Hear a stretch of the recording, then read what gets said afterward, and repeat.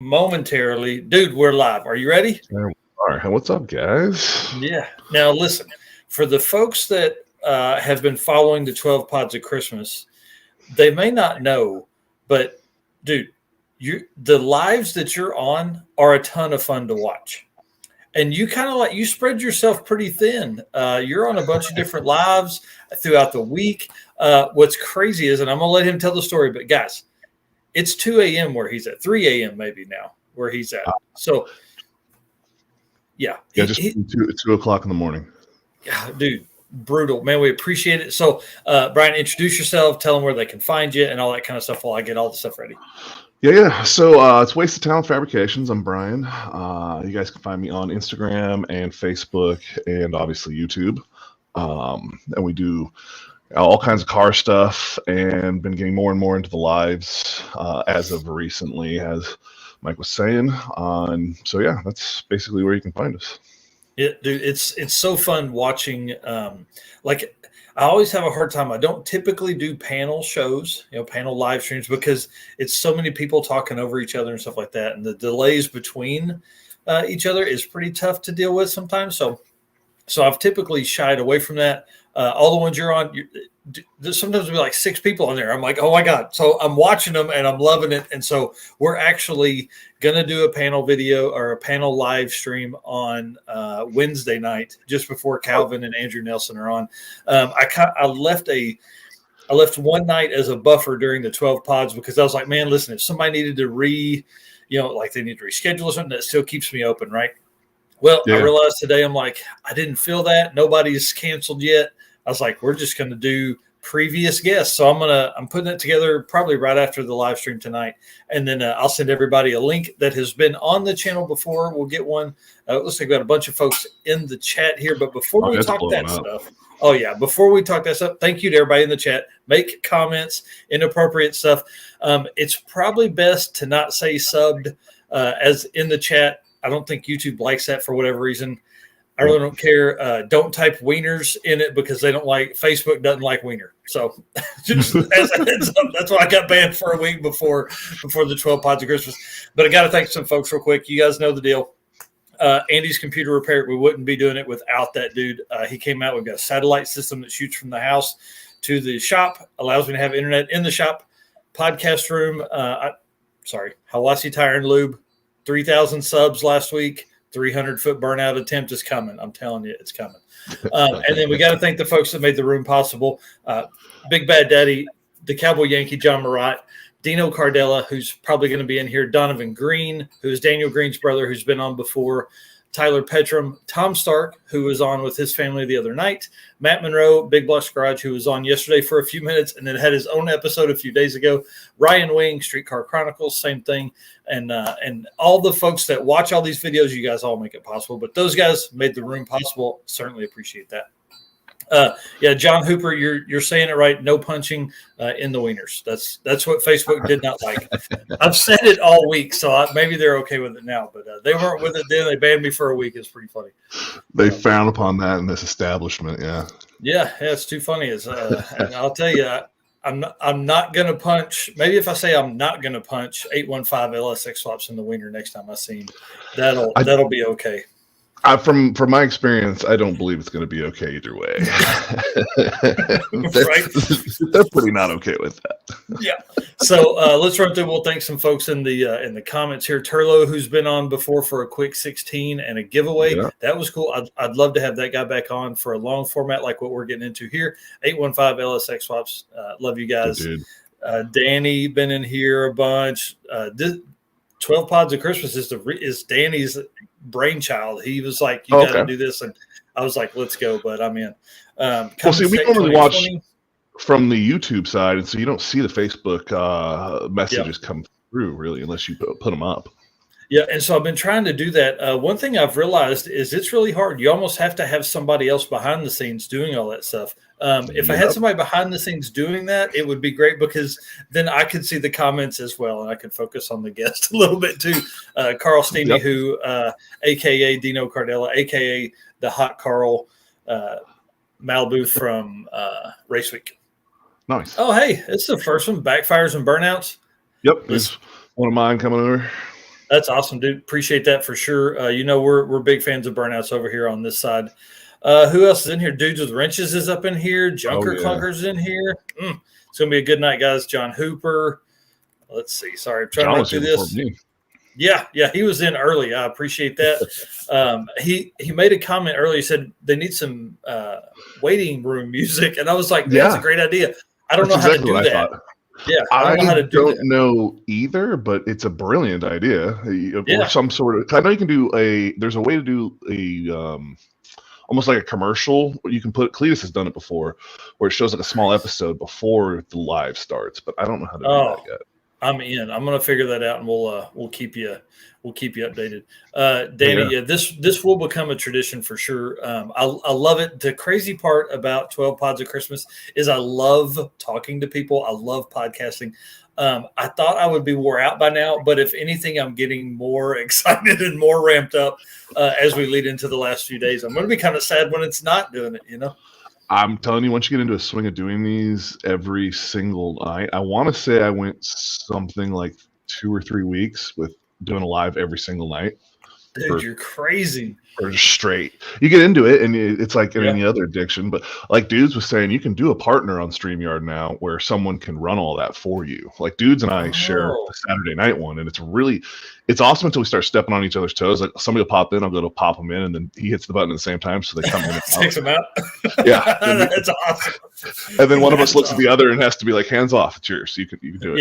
Yeah. You drive, I'll ride. You drive, I'll ride. That's awesome. Yeah. So I did a bunch of live streams, and you get so used to talking and doing your thing, and then when you finally get to be the guy running it, you're like, I don't know. I'm new. You're pushing buttons and everything. Yep. Cummins Tech said he just got home from a 600-mile round trip. Dude, that's crazy. Did you go pick up anything cool? Did you have to work on something? Let us know. And then 815, they've got a LSX swap or 815 LSX Talks podcasts are on episode 7 or 8 now. Great stuff over there. Let's see. Oh, yeah. Thunderstorm in now and then. Yeah. The thunderstorm, I don't know if you guys were around. It was crazy. I'm out here with Hidden Motorsports, Carl Balzer, and the lights shut off in the shop. Well, it's dark for like about 4 seconds, and then everything comes back on. I was off, and then he was on by himself on my live stream for like 20 minutes. It was great. There he is right there. Yeah, man, and couldn't have happened to a better dude. So I appreciate that. Let's see. Yep, he heard LS swaps and got in here as fast as he could. They've got the BMW. Okay, yep. I'm gonna get out of the chat for a minute. We got to talk about your stuff and what you do and how long you've when the car bug hit you, and were you a car guy as a kid? So I didn't grow up a car guy. I was into four-wheelers and motor vehicles, but not necessarily cars. You know what I mean? And then as far as working on them, I kind of caught the bug from out of a necessity. I'm hard on things and I break things. I like to push things to the ragged limit and then past. And it was one of those where it's broken and you broke it. That sucks for you, kid. I'm like, wow, that's not. I got to go fix it. Yeah, that's not an acceptable answer for me because I got the need. So, in that basically how I came into fixing things, and then learned from my high school days that fixing things for other people could make you some money. Yeah. Because not everyone can just fix things. I've always been of the even when I was little, I would take things apart. Like my grandmother would give me clocks that she'd pick up at the yard sale or something like that, and I would take them apart. Every time I put them back together, there were less and less parts that made it back into. It just meant you were a better builder than they were. As we like to say on the channel, those parts are obsolete on this model now. Yeah. That's awesome. Yeah, we say that a lot. If we ever make merch, I've got so many stupid sayings we say in the videos. Dude, listen, I'm telling you, and we're going to talk about later. We're going to get into some YouTube stuff, but dude, merch is where it's at. You got to do it. You got to have fun things like that. Oh, yeah. But I started doing that, and then so I joined the military at 18, and left home and went to work on planes was the deal there, and then I still messed with four wheelers. I had a Raptor 660. Oh yeah, I bought it from a dude who had went out and saw, was it Cradle of the Grave, where DMX rides that Raptor down the street, and he had that bike. He had that bike built. It was everything. It was a movie replica, and he was a littler dude, and he took it out and he rode it, and he scared the crap out of him, and he sold it. And I was like, don't mind if I do. And there's so many guys that do that, like sport bikes. I rode sport bikes for a long time. Thanks a bunch, dudes. I appreciate that. I don't have any cool. Dude, we gotta get some jiggly bits. For me to start dropping. Destroyer is the gold standard when it comes to doing these things. As far after being on his show, that is where I strive to get close to. Yes. Yeah, his stuff is amazing. I love Destroyer 1320. His stuff is cool. Yeah. But yeah, so this guy, like I said, scared him, and I rode the crap. So I rode that thing until it dropped a valve and ate the motor, and then I fixed it up and sold it. And I actually sold that to fund the LS swap in the C when I originally did it in 2010, and that was kind of I got into the point with four-wheelers where I was getting older, and it hurt more when you're wrecked. It was when you get along those, and then you start realizing that maybe a full roll cage and some airbags might be a better life decision than I like to go fast, but I like something to be around me a little bit, at least like with the cart. You get a little bit of that feeling because there's no body panels, and you can kind of be outside a little bit. But the four-wheeler stuff, I'm probably past those days. It just hurts too much. Well, and like I said, don't get me wrong, I'll get on a four-wheel drive and go hit the trails and that type of stuff. But that Raptor was, it was made to fly. I mean, it had dual pipes, it had the bars and the whole nine thing. I mean, I flew, and I'm a big boy. I'm 6'4", 280 at that point. What? Dude. Oh, yeah. I've made a Raptor 60R look like a little kid toy when I rode it. And so I always was the, hit it hard and we'll figure it out in the air. You know what I mean? I got plenty of time to figure out how we're going to if you hit it light and you case it or you don't make it or whatever, I was always like, listen, if I spend 10 seconds in the air, that's plenty of time to figure out where I'm going to land. Yeah. And that was kind of my mentality. I can do the math on this. Yeah, exactly. Which is not always a great plan, but it worked out for me. But basically I got to the point where I was having more fun working on the bike and fixing the other bikes of the crew than I was actually riding the damn thing. When the motor blew up, I wasn't even the one on the bike when it dropped the valve. Nice. That's always great when somebody else breaks your shit. Yeah, that one's a rough one. I've got a great picture of me riding a wheelie, and it's full back, and my feet are off the pegs. It's like the moment right before it all went really, really bad. Yes. And the best part is it wasn't even my bike. It was one of my buddies. That's awesome. Hey, old car guy, Jason, tell us where you're at on the 10K by Christmas. No, 10K by Christmas Day is LS Chevy rider. He's 10K by the new year. Give us the number where you're at. I saw him post 96 or 9,700. So he's got to be getting close. And if you haven't done it, I'm going to go grab his link real quick too. Okay. So you move from the, and yours after I get his. And so you move from four-wheelers, you fund the LS 350Z build, which then would have been a pretty early. 2010 is when we swapped it. So it was a long time ago. So that would have been my daily. I bought that so it's an 03 350Z. I bought it in 05. So it was 2 years old when I bought it. It was a track edition. It was one of my, I came back from deployment and spent all my money on that thing.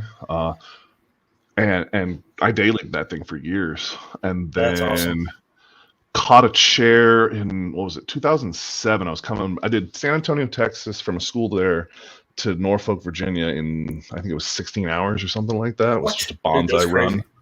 16 and a half hours. Yeah. Yeah.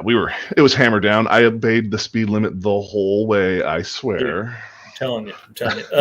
And then we got folks asking how close to 1,000 you are. I think you're mid sixes, right? 630 something, I think 637, something like that. Last time That's I looked. Awesome. Yep. I'm grabbing that link right after I get off the screen here, trying to catch up on stuff. Oh yeah. So where did the swap come from? So the car I ended up messing up by, like I said, I hit a chair. It was in the middle of 81, come over a hill. The lights crest the hill. I thought that was like a cool kid term. I caught a chair. No, I thought that was like, means you were sitting out. This is like This is like a chair like you would sit in at a school with a little like desk thing that would click over and metal legs and wooden back and shit. I come over this crest and it's just there. It's like 3:00 in the morning on 81 in North Carolina. I'm on the home stretch. I just grabbed some no-dos and some, I don't even remember what it was before 5 Hour Energy. Nice. Hit that. We're making the run. And that took out the fender, the side skirt, the bumper, basically half a body kit. And I was like, well, at that point, we might as well put a body kit on it. Yeah, at that point, you have to body kit and LS it. Well, so the LS came. We're getting there. It starts off a little slower.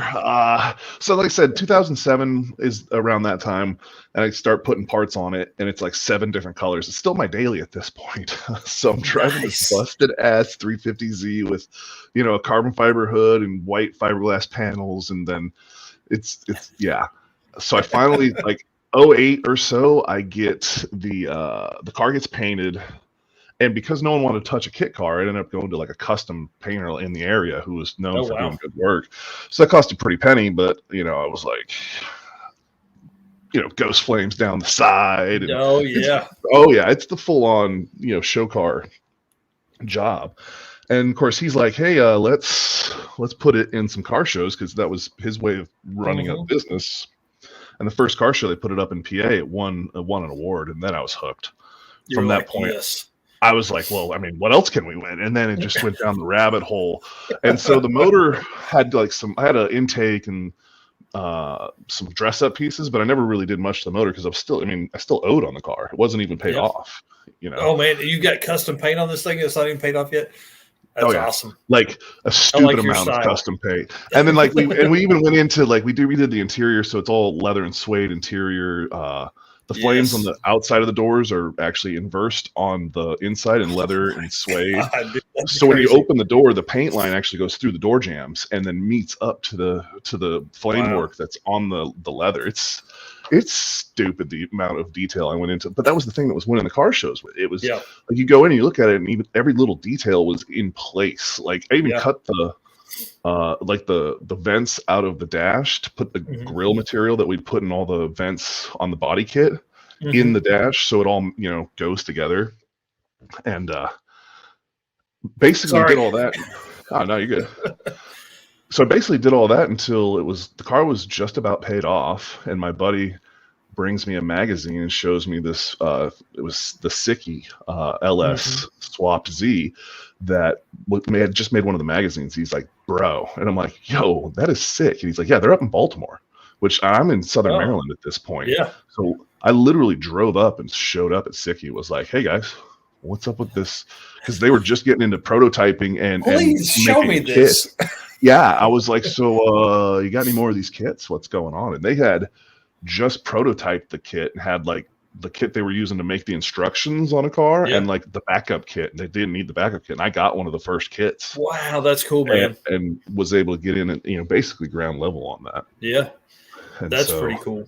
And to be in that early, like 2010, I mean, folks now, everything is LS. Like all the cars have LS. But I mean, that's been, think of the 10 years from then until now. Like if you put an LS in a car in, 2010-ish, like you did, that was still pretty early, very early. Oh yeah, I remember the first show I rolled into. It was in somewhere in Pennsylvania. It was Autorama, one of those traveling shows. Yep. And I rolled the thing.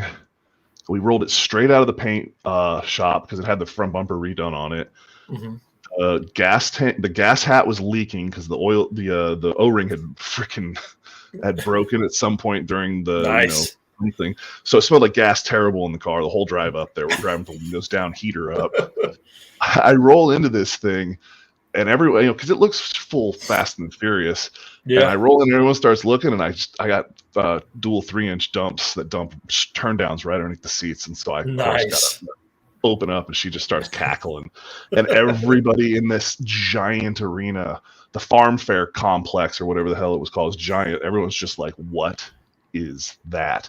And it was just, it just commands attention. And still to this day, I fire that thing up, and it's got a giant cam in it now. And it just lopes super hard, and everyone's like, what is that? And they don't expect it to be this little race car. It's the 350Z creeping by. That's Oh, crazy. Yeah. Is it a stick or auto car? I don't remember. Stick. It's a T56. So it's cool. It was basically a GTO dropout. So it's got the 6-liter aluminum block with the T56. Mm-hmm.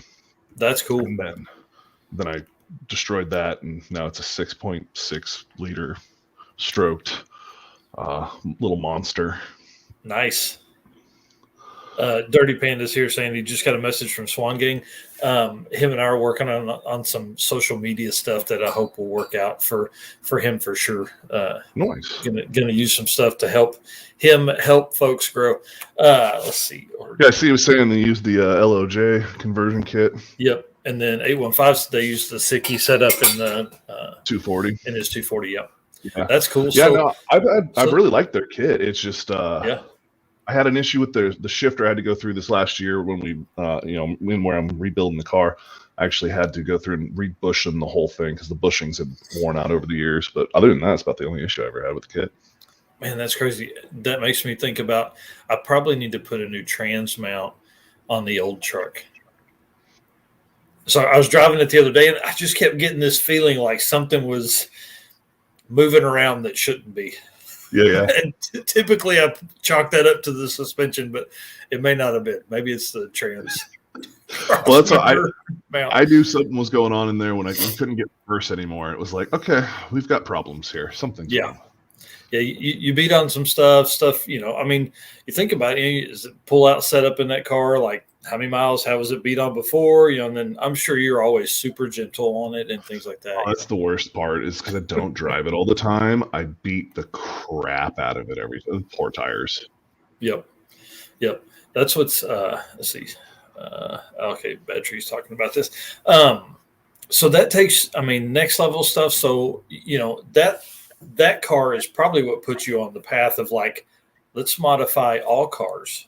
Everything. Like if you're going to so I've always been stereos have always been a must in anything I've owned. My first car was I had a Ford 1983 Club Wagon with 3 12-inch subwoofers and a giant it was party wagon on wheels, man. So that's always been a must. The Z was the first one where I went just all in on everything. It was like,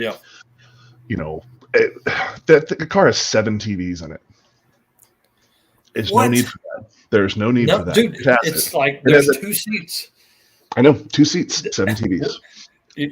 Like is there one in the steering wheel, and then there's one in the visors? Both the visors have a TV. Now, granted, a lot of these have broken because they were for show, not for any real purpose. The visor ones broke, but they're still there. Actually, no, I think I pulled them out because they were just in the way now. We don't do visors for it going. It's got 2 in the dash, so you've got the one that's on the CD player, and then the navigation screen is adapted to do it there. And then it's got 2 more like headrest ones that are built into the subwoofer box in the back. So when you go to show, you open up the back and subwoofers and all of that. Is this stuff on your Instagram? How can we show these people this stuff? I actually haven't put a whole lot of pictures up of the old ones. I need to do that. So if you want, I have a video that has all of the video. Basically, I do what I'm doing now, where I tell the whole story about this car. Yeah. It's in my Z playlist on the YouTube channel. It's basically a slideshow because we didn't take videos back then, and I basically walked this whole story. Dude, you wouldn't have wanted to watch the video that phone would have put out back then. Oh my God, yes. We were. I don't even think when we started there was phone video. There were flips and like pictures were all. I don't think they even did. Easy. You're letting into our age here, man. Listen, we are of that age. I'm telling you. My wife put out a post today. I think it was, I'm officially the I don't understand this technology old. Yes. Yep. It's hard, man. I can get into some of the social media stuff. I can like figure that stuff out. But like, man, these kids will jump in whatever. They're like, oh man, I'm like, oh my God, I was like, you're gonna tear something up. Don't do that. Don't. Yeah. Like, it's fine. Yeah. And you're like, God, I sound like my parents. 815 is saying, hot import nights and all that. Yeah, I did all those and stuff. And you get into like I try to stay away from the Lambo doors, and the only reason for that is because I have the flame work that goes through the doors. They like to settle and do weird things, and I always thought that was cool, and especially on a Z, because a Z door is like 7 miles long. They're it's hell. So the idea of and I'm a big guy, so I need all of the door open to get in and out. That's the other thing. When my big ass rolls in and out of this, they're just like, damn. Like he just keeps standing up, y'all. 6'4", that's a tall dude in a 350Z. Oh yeah.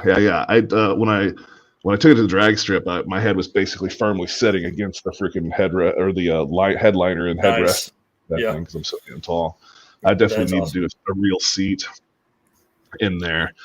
But so it's got a 10-disc DVD player in it because you need that in your 10-disc DVD player. Dude, listen, you drove from, you say, Texas to Virginia. I mean, bro, that would have been a good time for that. Well, so that was the trick with it that I learned real quick with the DVD system in there, so that you can't ever put a movie in there that you haven't seen a million times that you're tempted to watch, because of course all the safeties were hooked up in there and they work, so I wouldn't. Yeah, if it was over 5 miles an hour, it wouldn't work. I had an Avalanche when my kids were little, and we had done that install as well, where the TV's in the dash, and we'd be driving around, at 4 miles an hour and watching. But I had started a new job in Des Moines, Iowa that I needed, the company was here, but I was traveling to Des Moines for 3 weeks for training.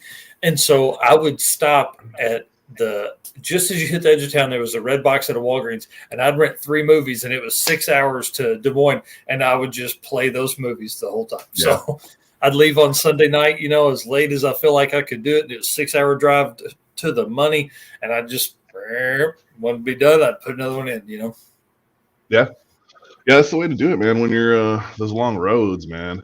Yeah. Like I just did. So I've done cross country. What now? 6 times, I think I've done coast to coast. Nice. 815 here saying that's a lot of XXX DVDs to watch.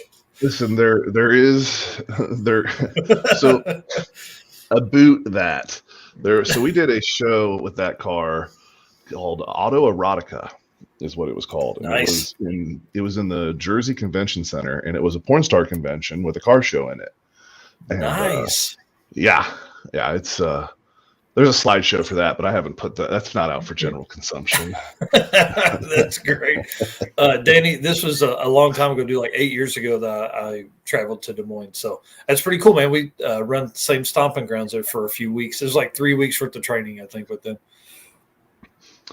So I primarily use the GoPros, but I've got an M50 that I use for a lot of my like vlog type, when I'm actually talking to the camera, because the mic setup is less than desirable in the older GoPros. Yeah. And I'm one of those, like, until the GoPro dies, I'm not getting new ones. Man, so that's been our struggle. Steven had a 3 for a long time that he had used to make video, but the problem is the time lapse in anything older than a 5, and probably a 5, it's pictures. It takes pictures for your time lapse. And that doesn't work for video editing. I had done a lot of that in the past on some older videos, and it's just so hard to do with the new software I'm using now. And so he bought an 8, and it's been great. I love the time warp or time lapse or whatever they call it. Yeah. So I've got the 6s, the 6 blacks, and so I have 3 of those that I use for wherever and whenever. And like out here, I actually built a little vlogging rig type setup. Nice. For just to see what it's all about. So that's been kind of nice. Wait. Bring that back out here. What's the mic set? Is that a GoPro? So that's a GoPro, and it's just stuffed in a little EXO case here by, it says Hero 7, but it's a Hero 6. And then it's got the mic adapter that goes underneath it. Oh, gotcha. Okay. And then it's got a Rode mic on top. Yep. And then I just got a Uniball I bought with a little handle and then a 60-pound magnet on the bottom on it. That's what we do. I have a little magnet I carry on mine. I'm looking like it's out here. I have a magnet, and dude, you throw it anywhere on the car, doesn't matter. On our stuff, anyways. Now the Z, you probably don't throw that thing on the paint. But, no, the Subaru, it'll go all over. Everything else in the Z is like the one really nice vehicle in my fleet. The rest of them are shit boxes. That is my nice. That's my go-to. That's what I like. But I mean, to be fair, when I started with the Z, it was kind of a shit box. Anyhow, I mean, dime a dozen, no one cares about them type of deal. So many people cut them up and do cool things with them. Yeah. Is a 6 waterproof? Water resistant, I think is it's got all the little compartments that you can take it under to a certain depth. I just don't know what exactly it is. I gotcha. Lumen accessories for GoPros are a must. I don't use any extra stuff. I had looked at a media mod for a while just because it would allow me to have an external microphone, because you get a little ways away from the thing and it's over. Yep. So, and that's why, like I said, I went to the little boom mic here, and it's been a huge improvement for. Like, I've always loved the video quality and everything I've gotten out of the 6s. It's just the mic stuff is, and that's the whole reason I went to the M50 for, like, when I'm talking, because when I talk to myself or to the camera or however you want to say it, I'm holding it, I'm moving my hand around, and on the stock mic, you'll get a little bit. You can get that noise from your hand, like, moving on there, and then that picks me off when I go to edit, because I'm just like, now this whole thing is. And so the way I do my stuff is, my stuff's all shot, a year and a half ago. So I don't necessarily know how screwed I am on the editing side until like a year later, and there's no going out and redoing it. Dude, that's crazy. So Bad Tree Productions, I use Filmora as well. It's like a step up from Windows Movie Maker, but not, it's not like the Adobe. I tried the Adobe Premiere stuff for a while. I'm not smart enough. So you have to be smart, and then it is super expensive too to go run all of that. So I bought $20-something a month. I was like, this sucks. I bought Power Director for, I think it was like $165 or something like that. I love that software. That's cool. I may have to try that at some point. I like what Filmora can do. The struggle is if you don't pay for, like, I want to buy when you want to put subscribe into your thing, want to do all that cool stuff. Like, I just want to buy 1 or 2 kits, but you've got to, it's like, oh, you can do this and upgrade your package for $7 a month and get all of these. I'm like, I don't want to do that. Like, I want to buy that one for $12. And I want to use that kit until it's wore out. I don't, so I don't know if you can buy kits like that with Power Director, but I build my own. Realistically, my title screen and my title, whatever deal in my end screen and all that animations, I built all those in. That's cool. In my deal, which, I mean, that's a lot. I have a lot of fun doing the editing side of it for a short period, and then I'm like, okay, this is a job. I hate editing. I don't want to do it anymore. It comes and it goes in when I like to do it. That's one nice thing about having terabytes of footage. Is like when I get into, like, I'll be over editing and not want to edit for a while. Then I'll edit the first one and be like, oh yeah, this is awesome. And then I'll edit like 5 or 6 videos in a row. And then I'm like, okay, I hate this again. And then I can walk away. Yep. That's I think that's what I run into as well. And so people that are following know I haven't been putting out any kind of car content, just because the 12 pods has been so overwhelming.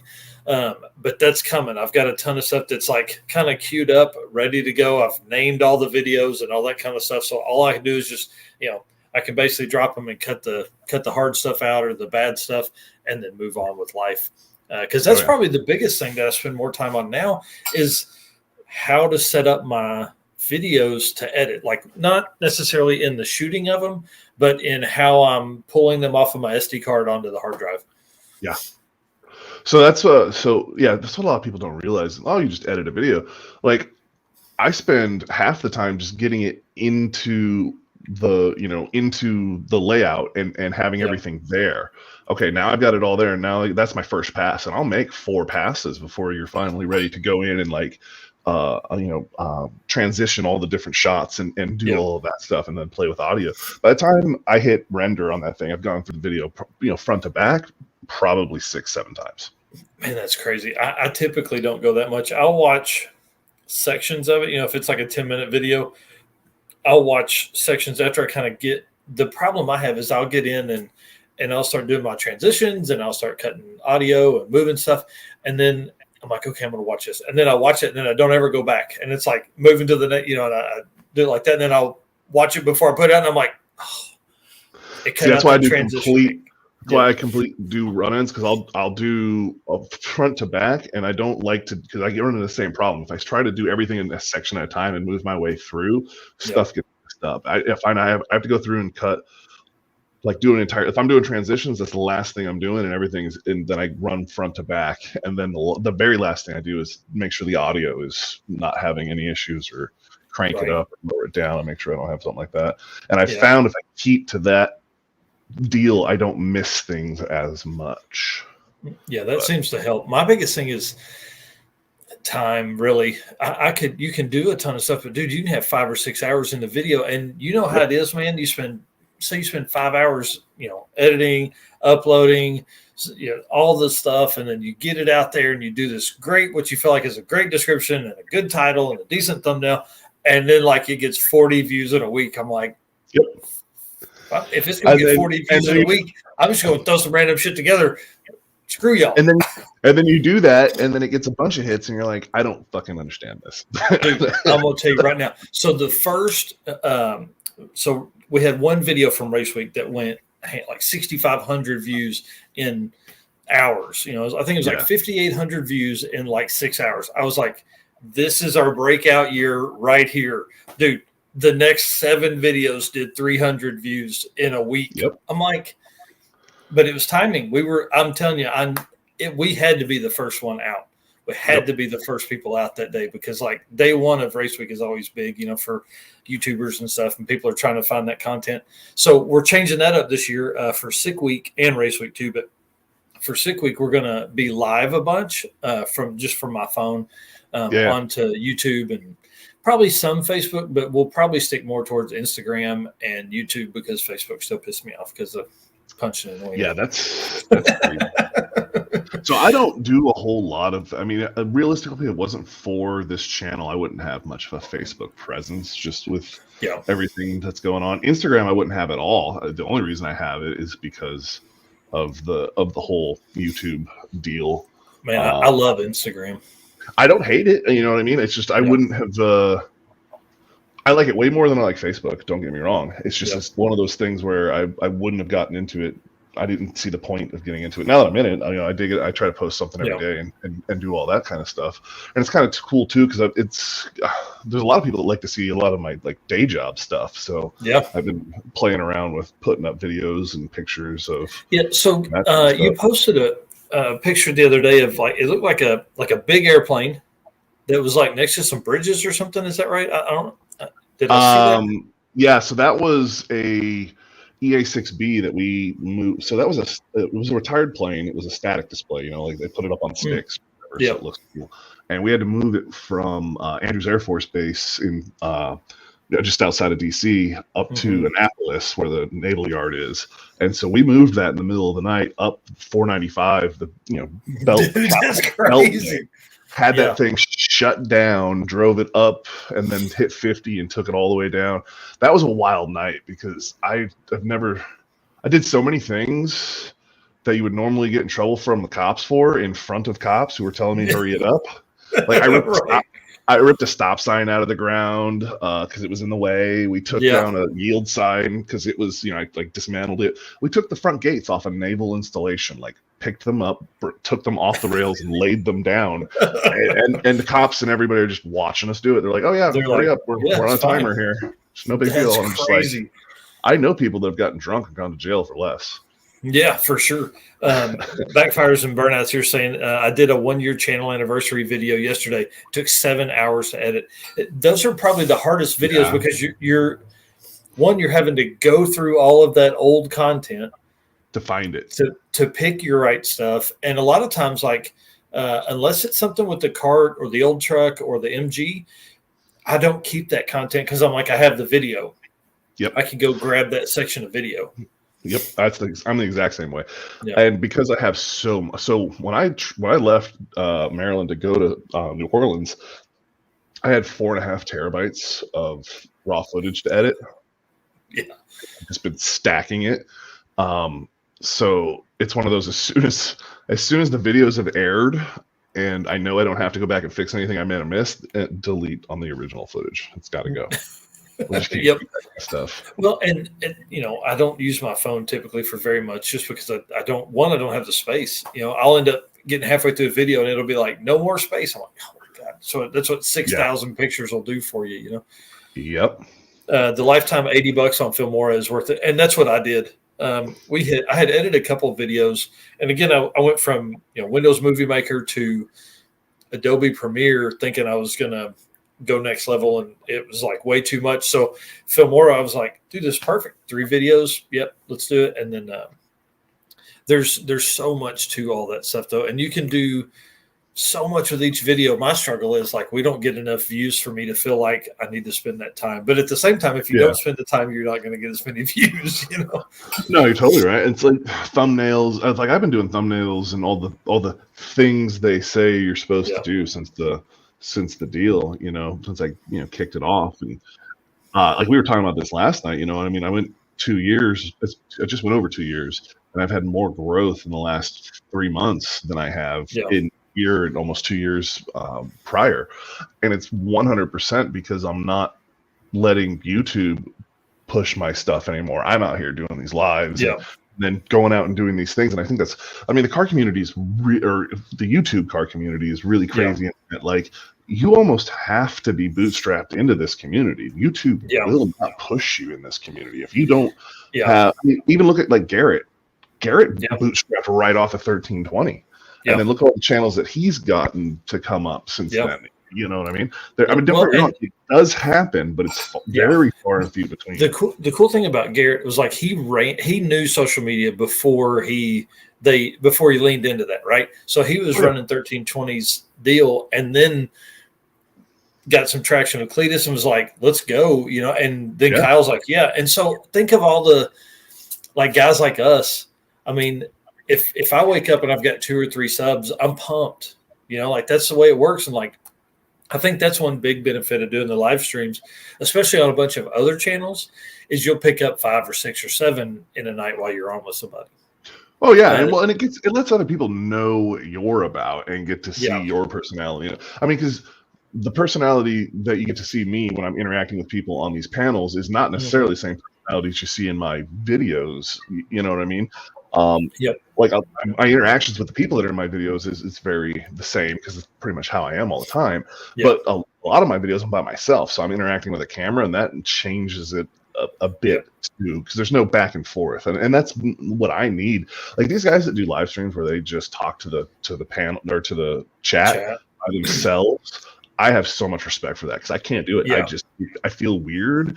It feels forced, and it doesn't feel right to me. But like in this, is you and me, just 2 people bullshitting here going, and then I really like to make sure the chat tries to get in. But like you were saying earlier, when you get 6 people on one, it's trying to keep up with the chat while everyone's talking becomes crazy. If you've got big personalities, and I'm the worst for that. I'm a big personality when it gets into these things, and I feel bad sometimes. Like Elias who was commenting earlier, he's like, "Man, you need to let everyone else talk in there sometimes." And I'm like, "Man, you get CP and I in a chat, and him and I will run the whole thing because we just go back and forth. It's big personalities, man."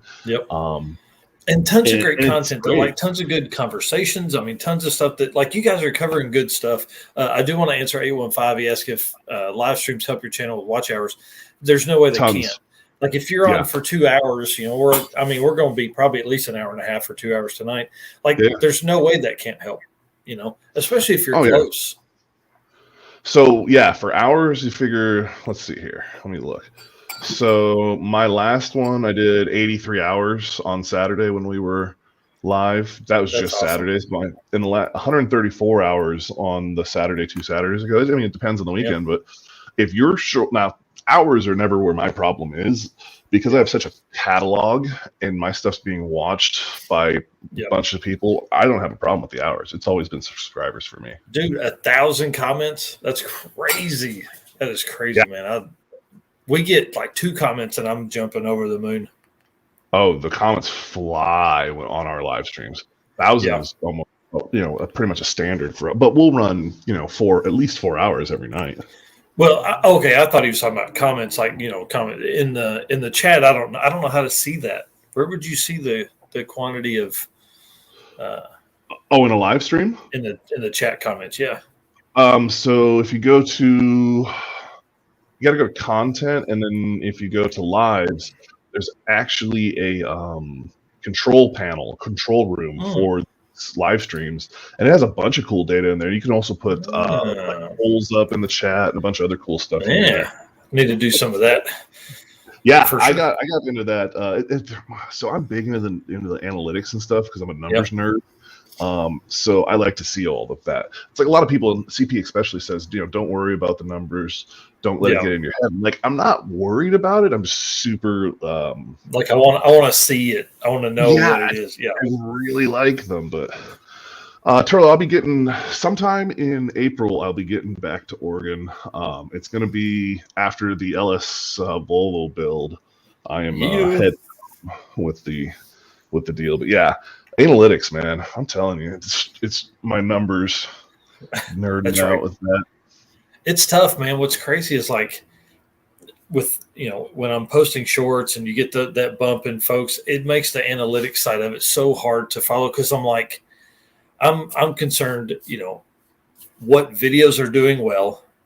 I can post shorts on TikTok and YouTube or TikTok and Instagram and Facebook and stuff like that and get decent traction. But like what blows my mind is how does it go normal video, 20 views in 2 hours and then just literally straight to the moon for 922 and then just lay right back over. I'm like, because that's when YouTube said, here, toss a coin to you here. Here you go, you filthy animal. And they tossed the bone. I had one, I had an afterburner video from years ago on an F18 that just hit like that. And it just took off most views. My curve literally went straight up. Yeah. And Dude and I were talking back and forth. And then all of a sudden, it just dies. And we were under the impression, as long as it stays over like 60% view time or something like that, they'll keep pushing it. I was over 104%. People were watching the crap out of it, and then it just died, and it's dead.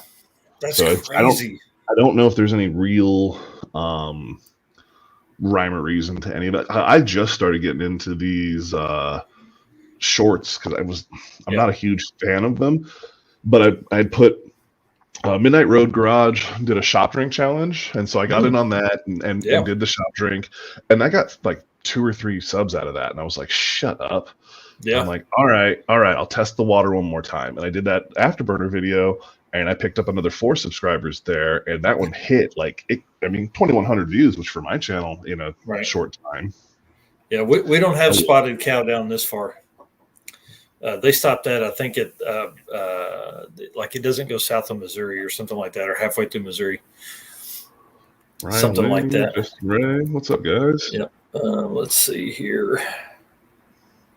Views come from shorts. So I get a lot of views off of the shorts, but my lives are where the hours come from. The lives are like hit the hours hard. I normally ran around 700 watch hours a month, give or take, before I started doing the lives and everything. Yeah. And then from, that just jumps it. And I'm trying to do 1 live a week and 1 short a week. So I don't get, because like you said, the shorts can throw off your analytics. Yeah. From you'll have all these views, but no real watch hours and stuff like that. Yeah. And there's a reason YouTube is pushing shorts, and it's not for the benefit of you and I. Yeah, it's to get more content. It's to allow more commercials, and people can do a 1-minute short. And hey, here's a 5-second commercial that we can charge somebody. Yep. And you'll never make it if you're doing just shorts. You'll never make it to 4,000 watch hours. Yeah. Yeah, you're going to have to do something that's going to be extraordinary and get 1 million views. And then that's not – would they count that towards your watch hours, towards monetization, I wonder? I know you won't get paid on shorts views, but I mean – I don't know how they're exactly doing it. I know there's a way – that's what I struggle with because I'm like, listen – if you're going to be a video app, let's do video stuff. So that's kind of why I'm excited about the big update for Throttle that's coming too. There's going to be a lot more video stuff that'll be allowed over there, that'll be supported over there. And I think that's what we've missed the most. YouTube for a long time, and especially being owned by Google, is a search engine. So like if people aren't looking for, it's why your how-to videos do so much better. Well, it is. But then you also got times when YouTube wants to, basically shadow ban you, like zip ties and flies. They told him, because once you get apparently over 100,000 subscribers, you get a YouTube guy, Bob. Yep. And nice. Bob told him, he's like, listen, you got to stop cussing so much in these videos, or we're just gonna never show your stuff to anyone. Yeah. And that's why there's now a guy who hates his life and has to beep out every one of Peg's bad words in all of his videos. Can you imagine that, dude? That's brutal. Oh man, you would just hate life. I'd be like, listen, just you gonna pay me a big old check. When I first time I watched one of the videos when they started being edited for him, I was just like, God, that poor guy editing and pushing that button over and over again. Oh man.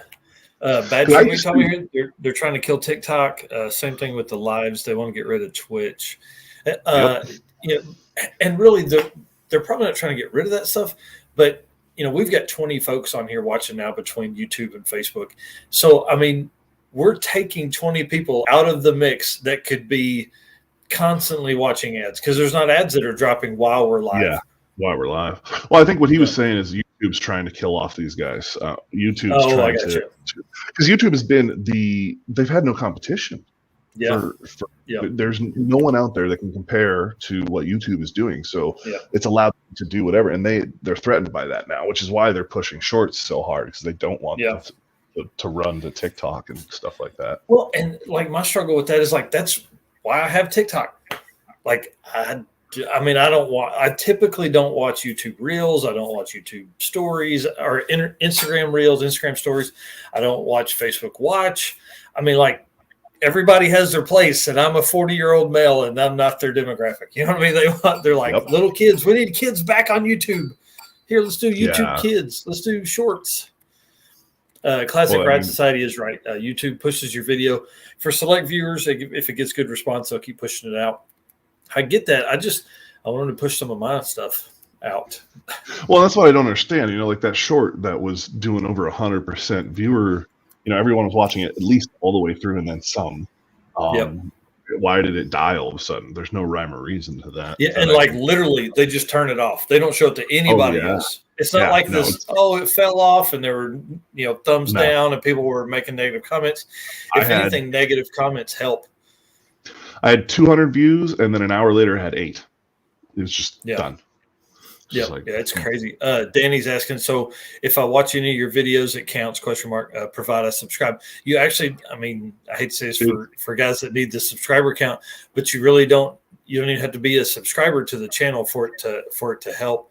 Because it's about video view count and then how many ads are played. I want to say it's what is it, 30 seconds of video you watch, and it counts as a view at that point. Nice. Or something like that. That's probably right, because like when you're when you're loading it up, it's asking about the are there any cuss words in the first 30 seconds? If there are, how bad are they? Things like that. So that's what it's looking for. That makes sense on the 30 second. And I do try to make sure that within the first minute there's no cussing going on. Yeah, I try to as well on these live streams, but sometimes I just get into it and I get all excited. Oh yeah. Well, in the live streams, I don't think about it. I'm pretty sure we make it, but I don't really think about it too much as I do when I'm like editing a video. When I'm editing a video, I'm like, okay, like sometimes it'll come up. I hate it when I cuss or someone cusses in something really funny, because I try to do something funny and then my title card and then go with the video.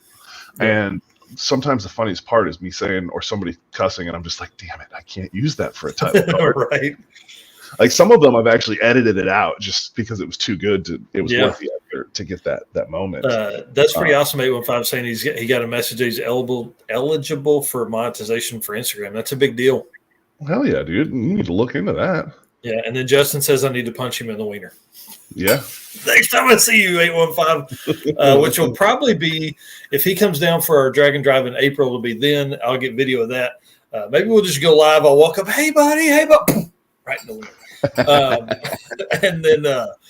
And then if not, then we'll see each other in May for Cletus and Cars Indy for sure. You need to do a shirt where you're punching the Facebook logo right in the wiener.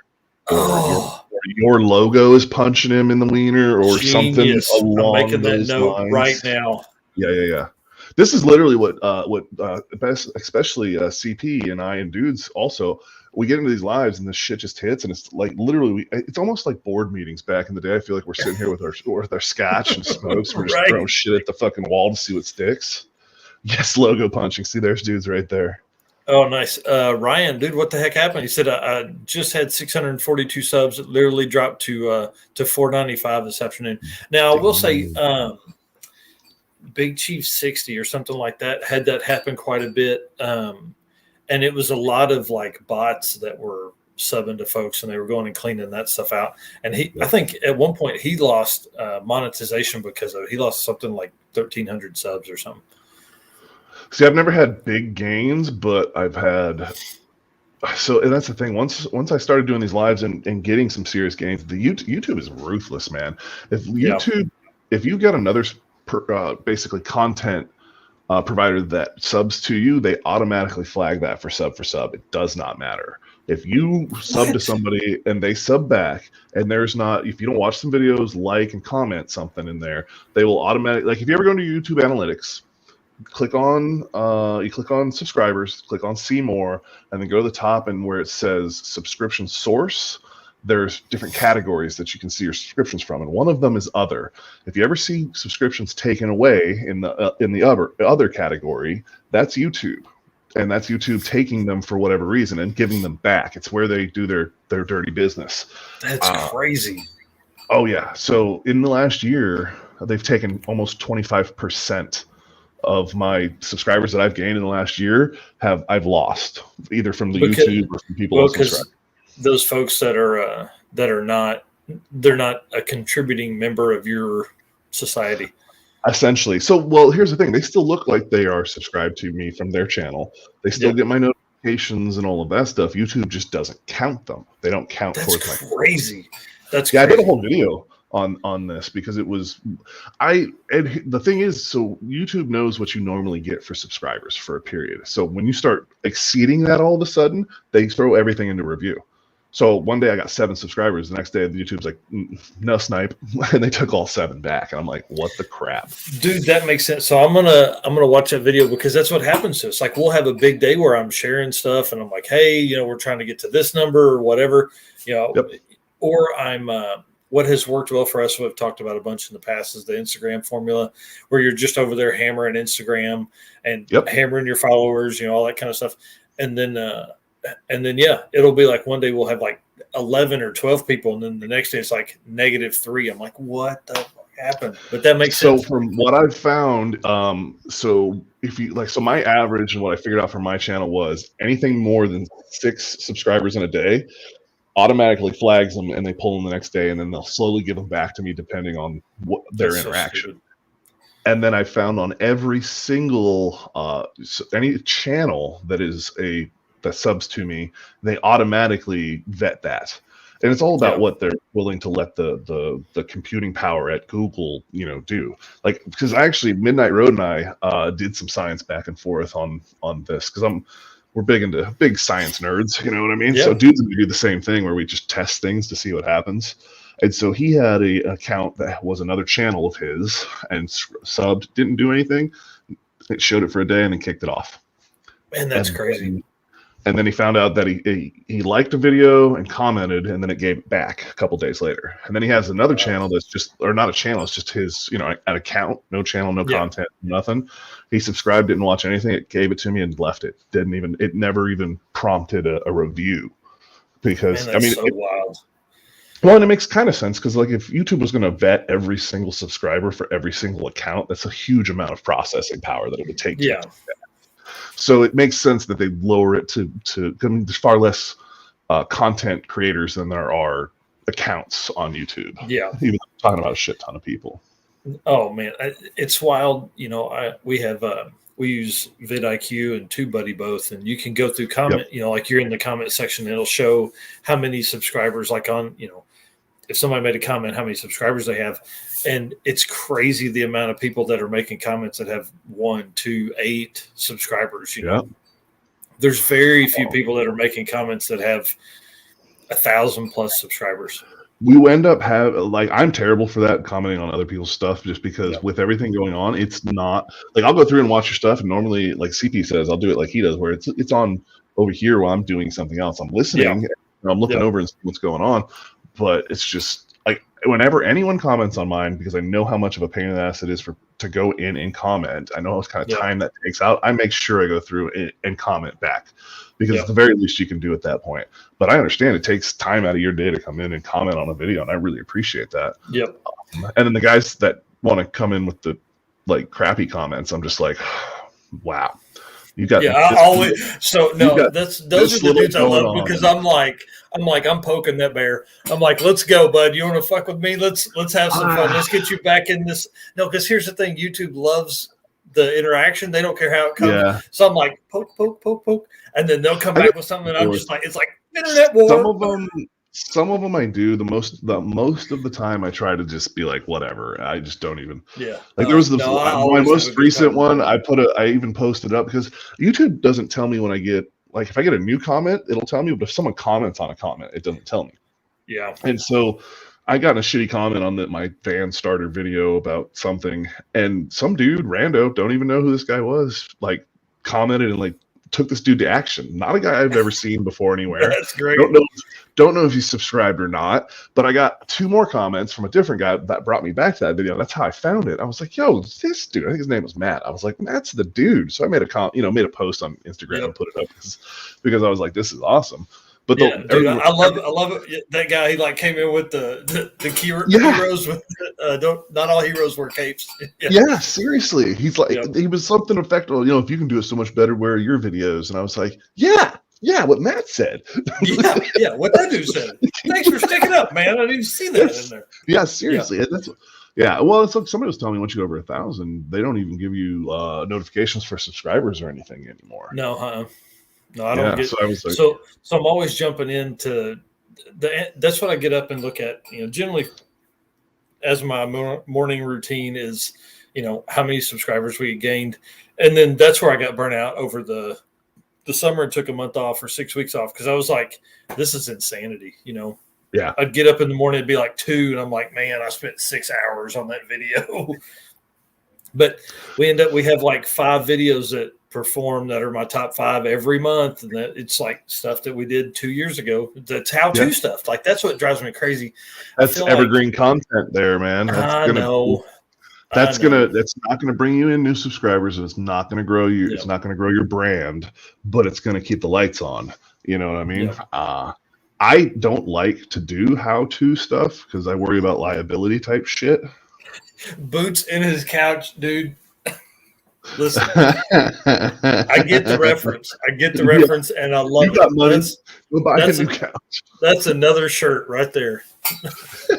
Boots in the couch. Nice.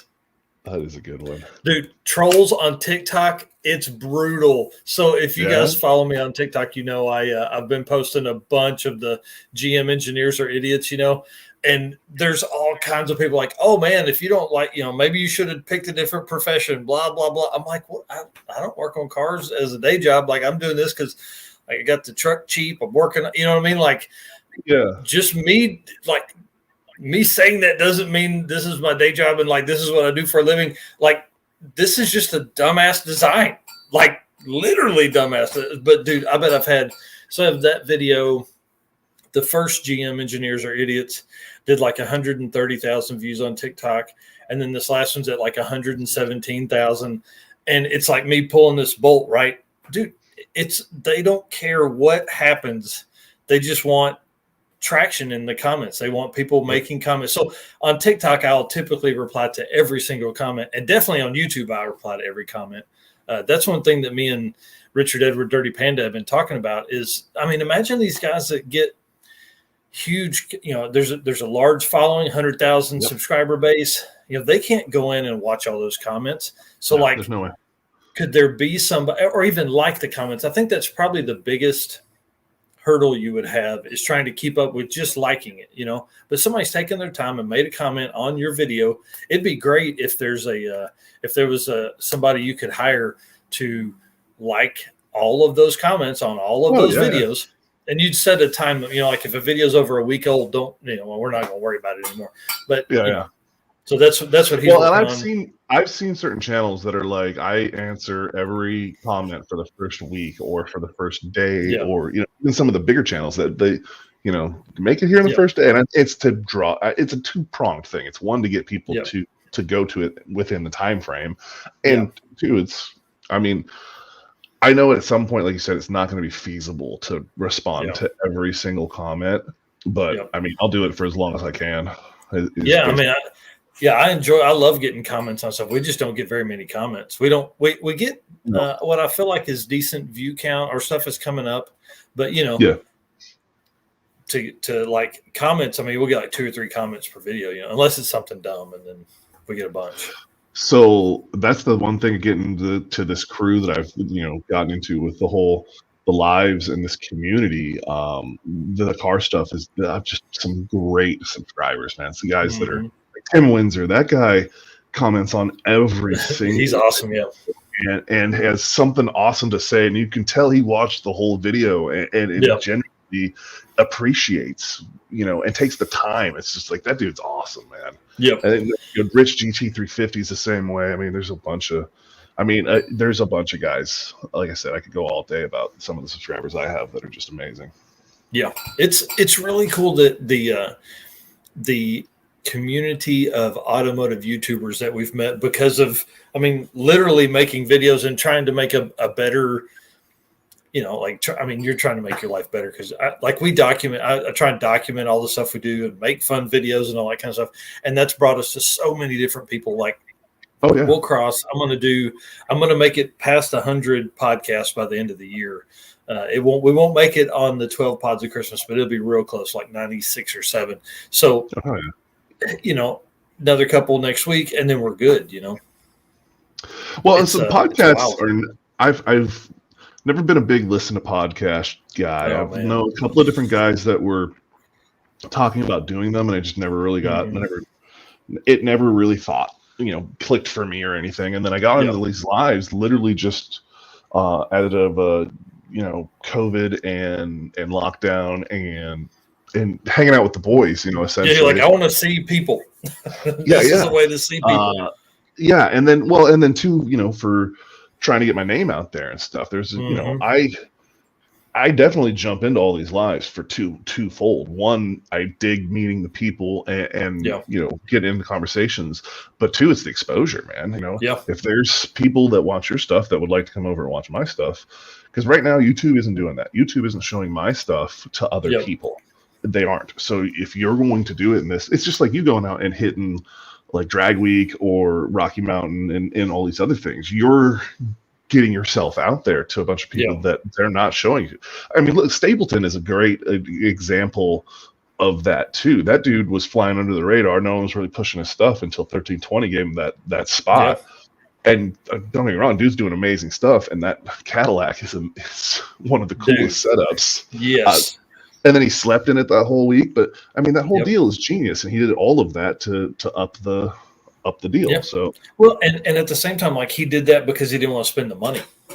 True. Yes. He did, like, he's pretty smart when it comes to that stuff. And I don't think that came by him learning about YouTube afterwards. Like, I think he had that in the beginning. He had that plan. I think it did take a little longer than he thought, though, which is, I mean, dude, that's so typical of YouTube. So again, you look at, I think it'll be really cool the next, the next 5 years, maybe 8, there's going to be some platform that is going to allow people like Amazon Prime will allow people to upload their own stuff to that, and we'll be able to monetize that way. Because I think what happens is if you don't put out the same, like a video every Tuesday night, you're not going to end up, like, you have to build that for people, right? Every Tuesday night doesn't work for me because I'm like if we record some stuff over the weekend, I'm going to put it out on Monday or Tuesday. If we record stuff Tuesday night, I'm going to put it out Thursday, Friday, something like that typically, And so a typical schedule for me isn't right, but I think there's going to be something that's going to allow us to do that will not be YouTube and Google based, that will allow people to come in and find you. We just got to get in early. That's the biggest thing. You got to get in early and be that channel. Yeah.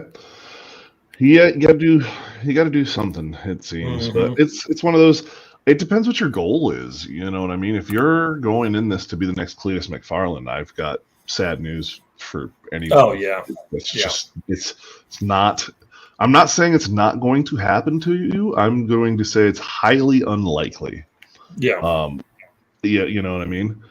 And so for me, this whole deal, so I was laid up. I got into YouTube because I was laid up. I had cancer, 4 years ago, and had surgery, was laid up on the couch and basically watching all of the YouTubes, getting to the end of the internet because there's nothing else to do. And I started watching, like, I got into watching Cletus and all what they were doing, and I love a good build series. So that whole Leroy series from like start to finish was cool for me. And then if once you watch enough of that, YouTube starts throwing shit at you. I started watching the Goon Squad guys, and I was just like, these two, their early stuff, man, is rough to watch. Like, don't get me wrong, they're doing their thing and good on them, but man, I'm just like, if these two are out there killing the game right now, what am I doing with my life? Because I've been doing all this stuff for years in the garage anyhow. And so that put it in my head. And then, you know, got better and got up and doing things. And we went to go get that ramp truck that's on my channel. Mm-hmm. And it was total calamity. We put I don't even know how long that ramp truck is, but it's way too big for a 16-foot car trailer. And it was calamity after calamity getting that stupid thing home. And I was like, if I had cameras, this would have been a hit video. Right. It had all of the roadkill markings to be, you know, a shit show. So at that point, I went out and, you know, bought the camera and then started filming stuff. And because we started filming and I knew with my schedule, I did a lot of research, and they're like, consistency is key. Once you get an audience that's used to coming every Wednesday for a video, you start not putting out a Wednesday video and they leave and they don't necessarily come back. Yeah. So I was like, all right, so I need to so I actually, you know, had videos edited and set up and footage all on an external hard drive because I was working on a computer that was older, and it was the worst because it would like crash. Sometimes I would lose like half a video that I'd just done and I'd have to start over. And I was just like, oh my God, you know what's worse than editing a video is doing it twice. Oh, dude, there's been a lot of times where I'm like, nope, just delete the whole thing. Fuck it. Yeah, I'll walk away. We're going to do this another day. But so I had that external drive died. And so I lost a lot of the road trip to go get the Pontiac Firebird and a lot of the early Ram truck videos. And I think putting airbags on my truck and some other things, lost all of those videos, and they never made it to the channel because they weren't done. They gone. The best thing that young people won't understand until they're my age is that the documentation of that stuff you do now, listen, you're going to probably have kids at some point, you know, or nieces and nephews, and like you're going to be able to show them, hey, listen, I was cool. Right. Like, this is what I did, you know. And it's funny. My dad had I'm just going to tell a story, and then we'll get back to the chat because there's some good stuff in the chat here too. My dad always told this story about trading a 175 dirt bike for a green 67 Camaro that had 327 in it. We're like, oh man, yeah. He told that story all the time, and it was just like, you know, dude. After he passed, we found a box in the back of the, you know, closet like you do, and there was a picture of that Camaro in the box. I was like, some bitch was telling the truth. You know? And I knew he did, but like, dude, it looked way nicer than what he was talking about in the picture. But that's how you imagined it. Yeah. 815 says that's why he jumped on Throttle. Throttle's a new app that's just rolling out. It's spelled THROTLE. Yeah, it's I really felt so. I've messaged with the founder lady a couple of times trying to get her on the podcast to tell stories. They've got a big update coming in January. I think where it really stemmed from, it was, you know, Facebook is hard for dedicated car guys. Yep. Instagram is a little better, but you still get people's daily stuff. Throttle is legit cars. Like, it's like an Instagram feed for just car stuff. And so right now you can only post like minute-long videos, things like that, probably because of server size and how available it is. That's the big problem. Yeah.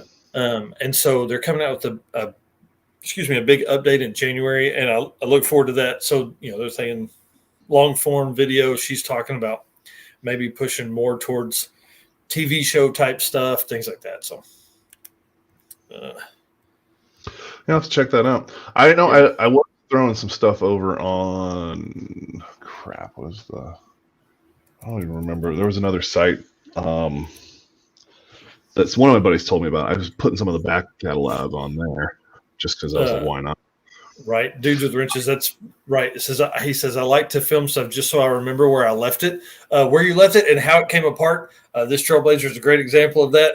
I've been on it for like a month. I had to go back and watch an old video the other day because I was like, how did this bolt come out of here? Where did this little bitty bolt go? And so I had to watch part of it.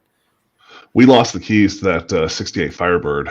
And I went back and found where I had found them somewhere and set them on the dash. We had the windshield out. And I said, don't leave these here. This is a terrible place for these. Put these somewhere. Yep. And he picked them up because, of course, he remembers it as I had them last. He picks them up and says, okay, I will. And and then walks off camera. And I had to show it to him and be like, you did this to us. Nice. 815 said just started on Twitter. I tried a little on Reddit too. I think Reddit will it really hammers you on promoting your own stuff. Oh yeah. So I don't mess with they don't Reddit. like that. Yeah, Reddit's fun for comments and posts and things like that. But Twitter's dangerous. I'm a big follower of small business on Twitter just because that's where my brain's at most of the time, and that's just dangerous, man.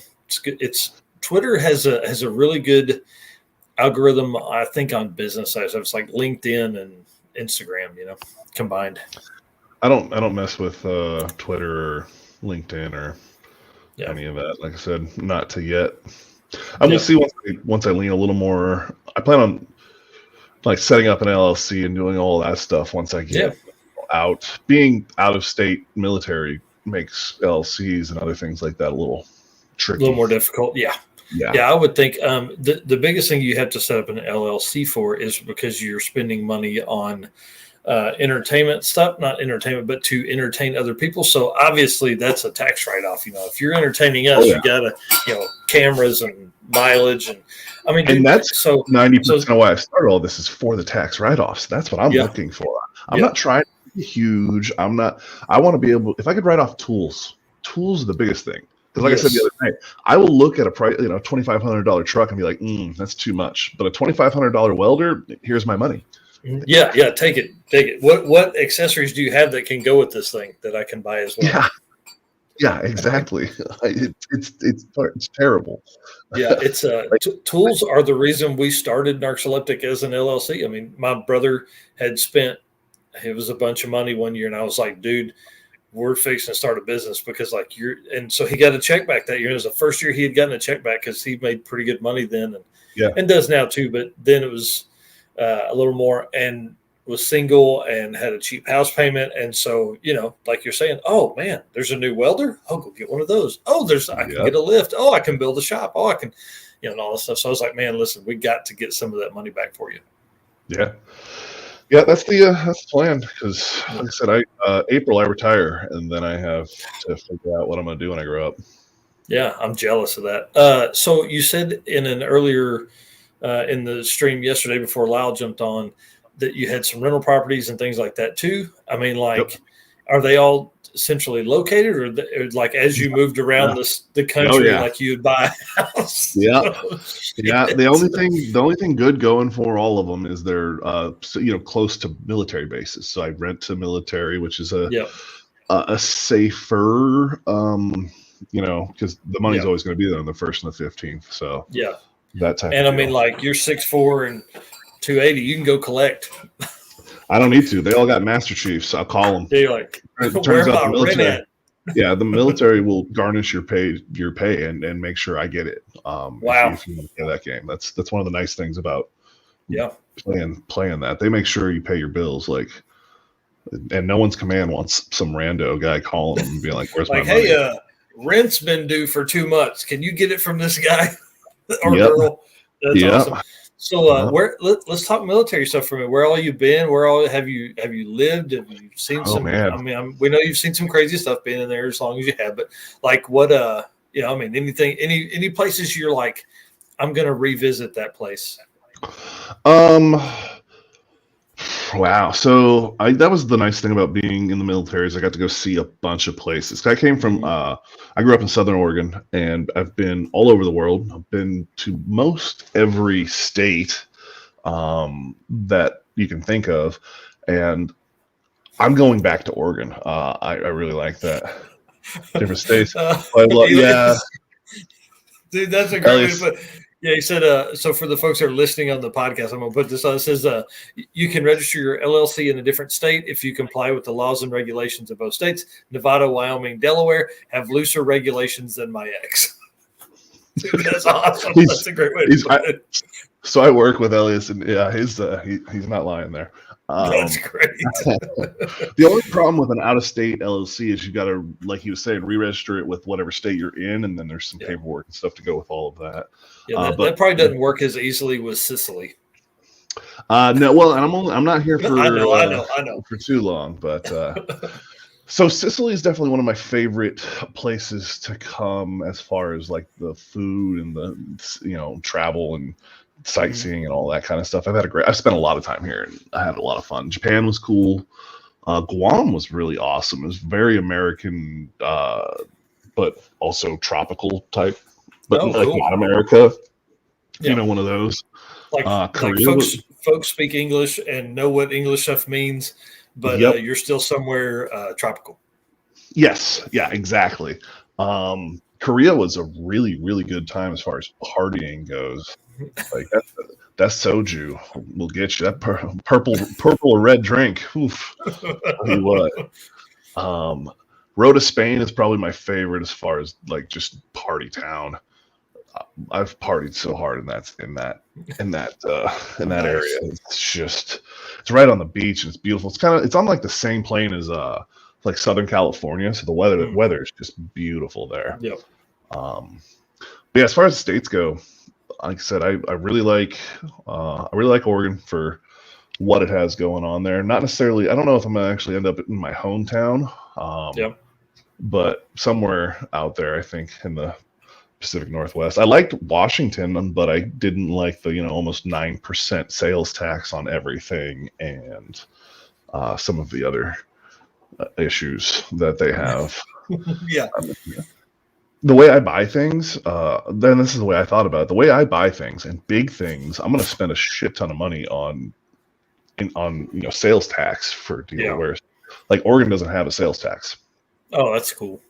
And I don't have to pump my gas, which is kind of cool. I dig that. How's that still a thing? They're like, oh, no. You're not able to do that.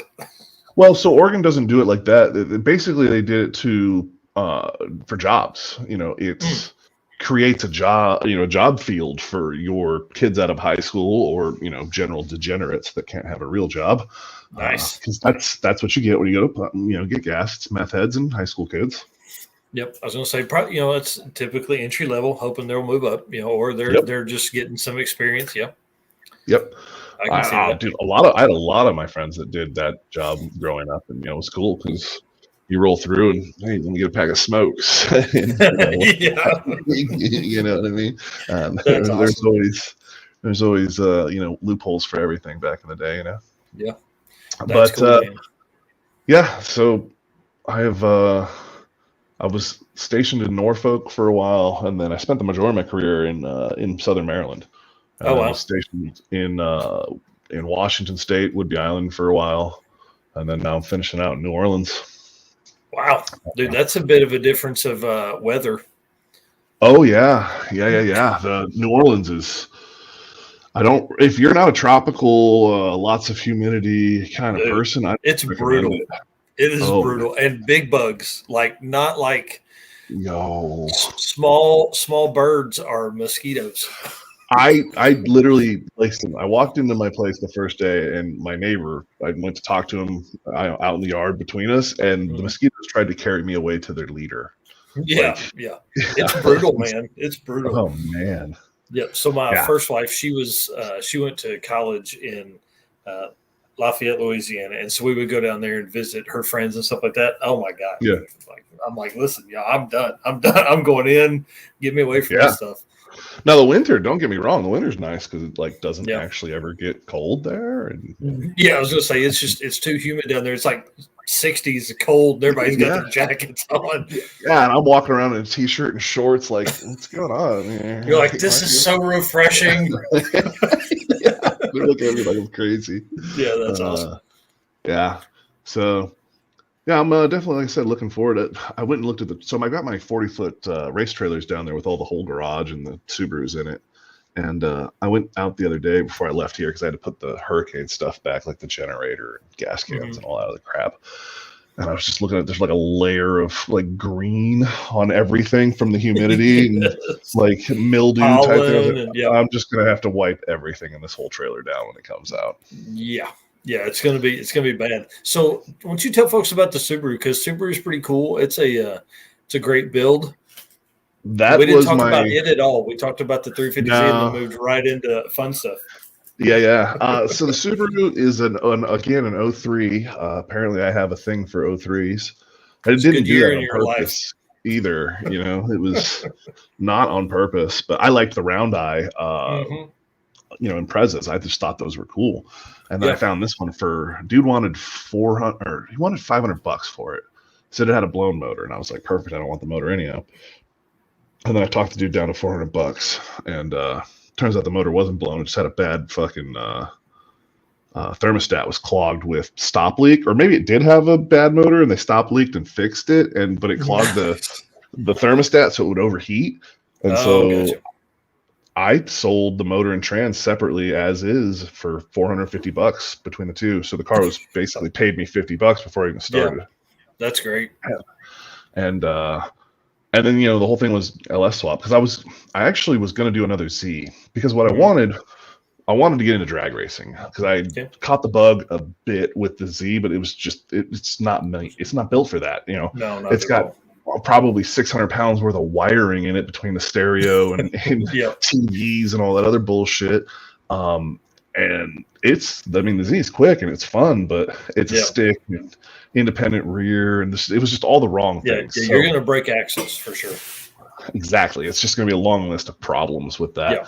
So I'd found another Z, blue one, just like mine, in a field behind my buddy's place, and asked the old man about it, and he told me it was one of those no title $500 deal. Yeah. I was like, all right, let me run the VIN, and I ran the VIN. It came up stolen. You're like, oh, great. I went back and told the old man, I was like, yeah, I'm not doing that, bud. It comes back stolen. And wouldn't you know, like a week later, it was gone. Wow. Yeah, weird. After I told him it was stolen, it was because So at that point, it got me into the whole I want a toy, because the Z at that point still wasn't fixed. I knew something was wrong. I didn't know how bad it was wrong with the motor, and the car's just so damn expensive. Anything you touch it, and that's what I tell people: $5,000. Doesn't matter what we're doing. Whatever we're going to do on this car, it's $5,000. It's just, at least it's just where it is. And you're like, it's just how it goes. So I got the Subaru, and I was like, LS swap it. How bad can it be? Somebody makes a kit.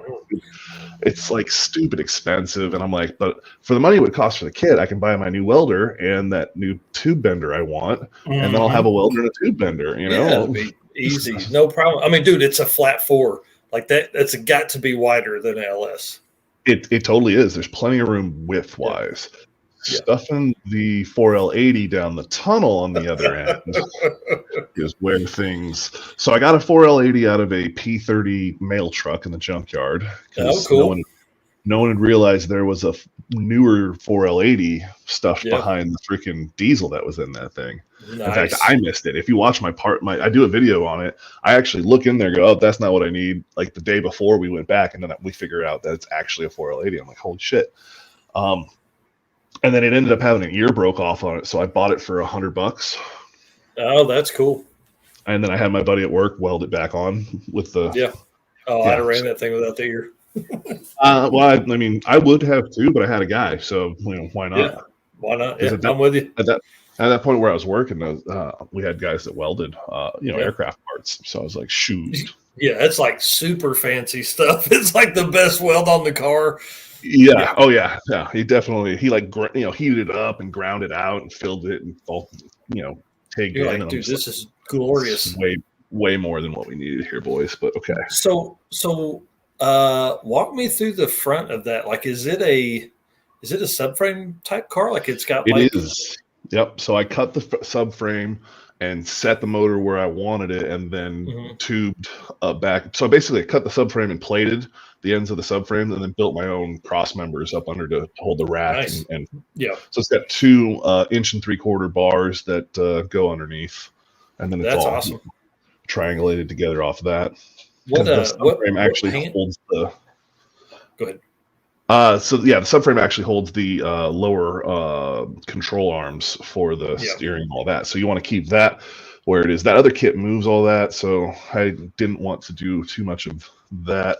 And I used the Holley, what is it, 302 or 301? One of those, I don't remember exactly which oil pan, to give me some more room under there. And then it has pretty decent clearance. I had to go, so it's a truck motor, it's an LQ9, and I went to the LS1 intake on that because of where, like, I wanted to get the engine real low, but the problem was I'm basically scraping ground anywhere with it at that point. So kind of had to do the, find the happy medium. Right. How much am I willing to let this thing hang down, or to clear stuff? Dirty Panda's asking, were you in Indy? I would think he's probably talking about for Cletus and cars. No, I have not. I made it to any of that. Or maybe he's talking about Bad Tree. So you do that. So for the 80 to fit, dude, I would think you're probably either, big freaking hammer, or you're having to cut out part of the tunnel. So a little of both. So all of the reinforcements for the cross member and all of that to be in the car had to get cut out and hammered back, and then all of the reinforcements on the firewall that come down and hold the stock transmission all had to be cut out. And then it was just some hammering, and then there's one spot I had to cut a hole where the plug goes in for the 4L80. Gotcha. And I'll have to figure something out on the inside of the car there still. I just have some tape over that at this point. Yeah, I was gonna say, just some riv nuts and a piece of sheet metal laid over that thing. Yep, I think that's what I'm going to end up doing. I've got to see about that. But then, I basically welded in some supports and whatnot to hold for the transmission bracket in the back, built our own with that. And then the motor was swapped. The motor swap itself, I pulled off in maybe 3 weeks or so. That's awesome. I mean, just kind of messing with it after work type of, you were here and there. Because originally, and that's including getting the motor out of the Cadillac, because I bought a Cadillac out of Copart. Oh, cool. Front end smashed. I think I paid $1,100 with taxes out the door for that thing. But what did you bid it to? Like, here's the Copart. $800. Yes, that's the secret to Copart, dude. So I bought a CRV out of there as a daily. I was like, man, $770. This is cheap. I drove it for like 8 months, right? It was $1,120 by the time I left that place. I was like, damn, that's not as good a deal as I thought. They get you. Well, I mean, $1,100 for a motor trans 4L. Well, it was a 4L60 on that, and a LQ9. Shoot, you can't buy that. Yeah, I didn't need to own that CRV. I wasn't doing anything cool with the CRV. I was driving it. Dirty Panda, no, that was a white Audi. That was LS and all-wheel drive turbo car at Cletus. It was dumb. It was really dumb. I love that car. Yeah, I'm not all-wheel drive. I'm rear-wheel drive. Yeah. In order to all-wheel drive those things, and that's the thing as I'm building the Subaru is I'm trying to think about what's going to break and get out ahead of some things. I mean, some things are going to be forced upgrade, but I know the transmission won't hold up to any real power on the stock Subaru. I know the axles won't. I know none of that drivetrain will, because you'll see Emilio with the Boosted Boys with Hondaroo is having that problem with any real power he tries to put through anything, and that's built transmission and built parts. Yeah, you know what I mean. Yeah, so the what I say all the time is traction brake stuff, and all-wheel drive stuff is what is brutal. What have you done for the rear end if people weren't watching yesterday? So I have cut everything from the back seat back out, got completely cut out. Cut the frame rails and did my own tube. Basically, I took 1/4-inch plate and plated off the end of the frame rail and actually moved the frame rails in, I think, 4 inches, and then bent tubes and came all the way up and then tied the frame back together, widened the tubs, and put an 8.8 that I sectioned and narrowed on there. And then I had a machine shop buddy of mine build me a set of C-clip eliminators, because there's apparent, and I found out now Yukon Gold makes a set, but they don't make it for what I was trying to do with the whole. I would have to have them custom make drive shafts for it. But so with the 31 spline Explorer axles, they don't make a C-clip eliminator kit for that. And so what a lot of these guys are doing, they're running like a spool, and then they just let the disc brakes hold the axles in. Nice. Yeah, that's safe. And it's real safe. I was not willing to do that. So I, had him. He turned the axles down to accept different bearings, and then built me a kit. And I got some videos on that. That's cool. And so I've got that whole setup done. I narrowed it myself and never done that before, so it's cool. And built my own 4-link about 3 times. Nice. We'll see how well that works. I know things now that. Probably wish I knew then when I built it, but it's one of those. I tried to make a canted 4-link, and when it was all said and done, it had too much. It wasn't canted enough, and so I ended up putting a pan hard bar on it. What's up, Swaps? What's up, Swaps? How's it going, brother? So I ended up putting a pan hard on it, and it works good now. It's got what is it? Crap, I can't remember what the shocks are on it now, but they're fancy drag race shocks on it, and the whole the best part is it sits there, and from like a side profile you can't tell at all. Right, it just looks like there's a tire on it. Oh yeah, well even from the side it doesn't look like there's any real tire on it. It's not until you get a good back view that you can see it's got some, like, you can put. I could probably put a 315 rear tire on the back of that thing. Nice. But dude, 275 racing is where it's at. That's what I'm going to do. That's the plan. 275 on the back end there. And then it's like I said, it's got the double adjustable shocks that I cannot think of the name of the shocks that are on it now. They're drag racing ones, the really nice ones, but I can't remember. I mean, Viking. It's one of the nicest parts. That's what it is. They're Viking. That's cool. It's one of the nicest parts on the whole damn car. It's it's like shitbox. It's a $100 rear end that you cut down, and $40 worth of axle stuff in it, and then $700 worth of coilovers. Exactly. Dude. Hey, listen, we've lived that life, man. Well, and that's the thing with it's a cheap motor, cheap trans. The trans will have to get upgraded at some point, but it's one of those, like, when it needs it, it'll get it. But then I put a Dominator on the car because I knew. Wow. Well, and my idea with that is I don't want to be one of the guys that buys like a Terminator and then runs out. Like they just did it on Ruby. They put a Terminator and got years out of it. Dude, you're gonna run out of it. Ruby runs like high 7s, low 8s. Like, is that where you're headed with this car, you think? Or I don't want to be limited by the computer. There you go. You know what I mean? And it was one of those where I see that car being a play car for a very long time. That's cool. And I'm going to be running boost, because I've got a big turbo on the front of it. Mm-hmm. I want to have enough to do anything I want to do with the car. Yeah. And buying drag and drive events. That's exactly what I want to do. That's my whole point with the car. I want to be able to do all of the drag and drive events, and I want to be able to go out on a Saturday night with 4 dudes in the car, my size, and take some kid in a Mustang to Applebee's. They'd be like, "What the hell just happened?" I want to put like a freaking a couple of bikes up on the roof rack, looking like we're straight out of with like bumper stickers across the back. I mean, listen, where you live, we know what it is. Yeah, exactly. and then just spank that ass. Yeah, dude, that's awesome. Is kind of the deal with that. So that's I haven't got the. When you look in from the interior, it's all mint. Like the line lock is, I got another button out of a junkyard for the high-low beams, and that's the line lock button. So that works. The shifter, I had to get creative to make the shifter work the right way to get the throws. But that the stock interior, the airbag, I took the airbag out, and that's where the Dominator sits. So if you pop the little airbag cover out of the dash and get right to the Dominator. But it's one of those things where, like I said, some things I don't have any money in, and it's cheap as possible. And some things that I'm like, like the shocks and the computer, those are things you spend the money on once. Instead of more than once. I don't know how to say that name, but I'm going to say it's Jebray. What's up, man? Appreciate you coming through. Yeah, definitely. Thanks, Bad Tree, for sharing it. Dude, we are all about man. burnouts and ice cream over here.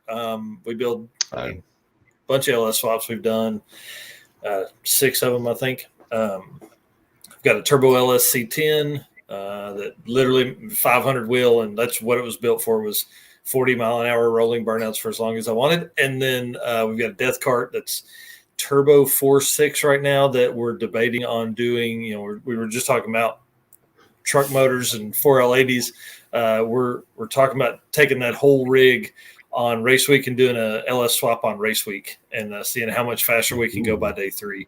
Like, essentially do all the work ahead of time, make drive shafts, everything like that, pull it all back out, put the 4.6 back in, put all the LS stuff on a trailer, and drive up to race week and pop it out, put it in, and go racing again. Cool. So yeah. So I think at that point it's a Panther, it's a Grand Marquis, so it would be easy to swap. There's a ton of swap mounts and things like that. We build a trans mount, to make it easy and do that. So that's basically what this channel is about. It's dumb stuff. We're in the 12 pods of Christmas right now, though, so we're getting in on all of this. So thanks for stopping. I appreciate that. Hope you sub and hang around. We've got more than, I think this made 706 videos for the channel. So we got plenty of stuff for you to kick around on. Oh, yeah. I think we've got 30 different playlists. The freaking build videos, man. I go down the rabbit hole with those, like yours and other people's ones, man. I just start on the at the beginning. I like to watch through. I think it's the big thing my channel lacks is I haven't finished really any of these damn projects that I have to do cool. Like the Subaru is still not done. I'm like 90% there, which the last 10% is always the longest. Oh yeah. Yep. An event called Burnouts and Ice Cream. I'm in. I need to do that. So this is 2022 is the last year for our charity drag race that I'll be hosting it. It's going to live on with another car group, but the last year I'm hosting it. So I think maybe we need to do a Burnouts and Ice Cream. That's all I need is another event to put on my host list of stuff that I do. And then he said he really wants to do a race week. Yes. Do it. It doesn't matter. Listen, I'll say it like this to everybody that's listening. Ride with somebody. If that's what you have to do to go on race week, just go ride with somebody. You have no idea how much fun and how hard it is. Like, you will hate each other by the end of the week. There'll be a point, probably early day or late day 3, early day 4, where you're like, I'm going to kill this person. They're not doing something that you expect, and they're the same way, And then by day 5, when you finish, you're like hugs. You're my best friend forever. And then you get in the car and you ride 6 hours together, and you're like, this son of a bitch. So Dustin, the last 2 years, we the first year, him and my co-pilot for Race Week 2020, we had never really hung out just a ton. Like, we had spent some time together, but obviously nothing like that. Like, we'd never gone on family vacations together. And that's what that is a family vacation where you're seeing each other all day, every day. It's a 2.5-hour ride home. I think we literally talked for 12 minutes, the entire ride home, because like by that point we had spent so much time together and gone through so much together. It was like, no, leave me alone. Nothing else needs to be said here. That's exactly right. And the cool thing is, like, you have to have a co-pilot that's willing to let silence be a thing. So there's a lot of folks that will just be talking to have the noise surrounding, but in the cart, you couldn't hear anything anyway. So it was like, what? You'd be like, okay. Oh, yeah. Oh. So, I know it was the same way for me, man. It was a good time.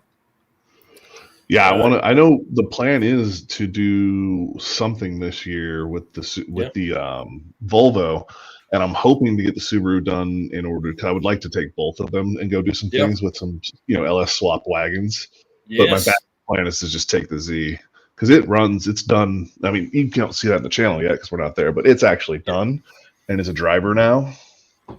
But I need to go to swap it over to Holly. It's got the old stock computer harness, all that set up in it because back then there was no Holly. Yeah, well, dude, like there probably was, but it was a Dominator, and it was like $8,000. I was gonna say, were they even doing the Dominator for the LS motor back in 2010? I would think they would have had something to program that Yeah. stuff, but like it would have been so expensive. It wouldn't have made any Yeah. sense because you were never going to lean on that car like that. No, and I'll just throw a Terminator, the little small Terminator in it because it's the stick and whatnot with that. But no, it's like Swaps was saying about never-ending projects. It's the way it goes. Well, and so the move really threw a big wrench into all of my plans. And then back halving the car took forever. That was not. I never planned on back halving the car. I originally wanted to just get an independent 8.8 to work in there, and then build axles, do whatever. And when I put it all up in there and realized where the gas tank was and where, so basically I realized that the gas tank wasn't going to work. It was another one of those where it saddles around the drive shaft, and I was like, I hate that, especially when you start. Dumb. Yeah. And then the rear end was actually going to protrude into some of where the gas tank's real estate was. And then I started looking at the tire well. You can't get a 215 in the back of those cars. They weren't. Dude, that ain't gonna work at all. That ain't gonna work at all. Like that's exactly what I said. What turbo's on that car?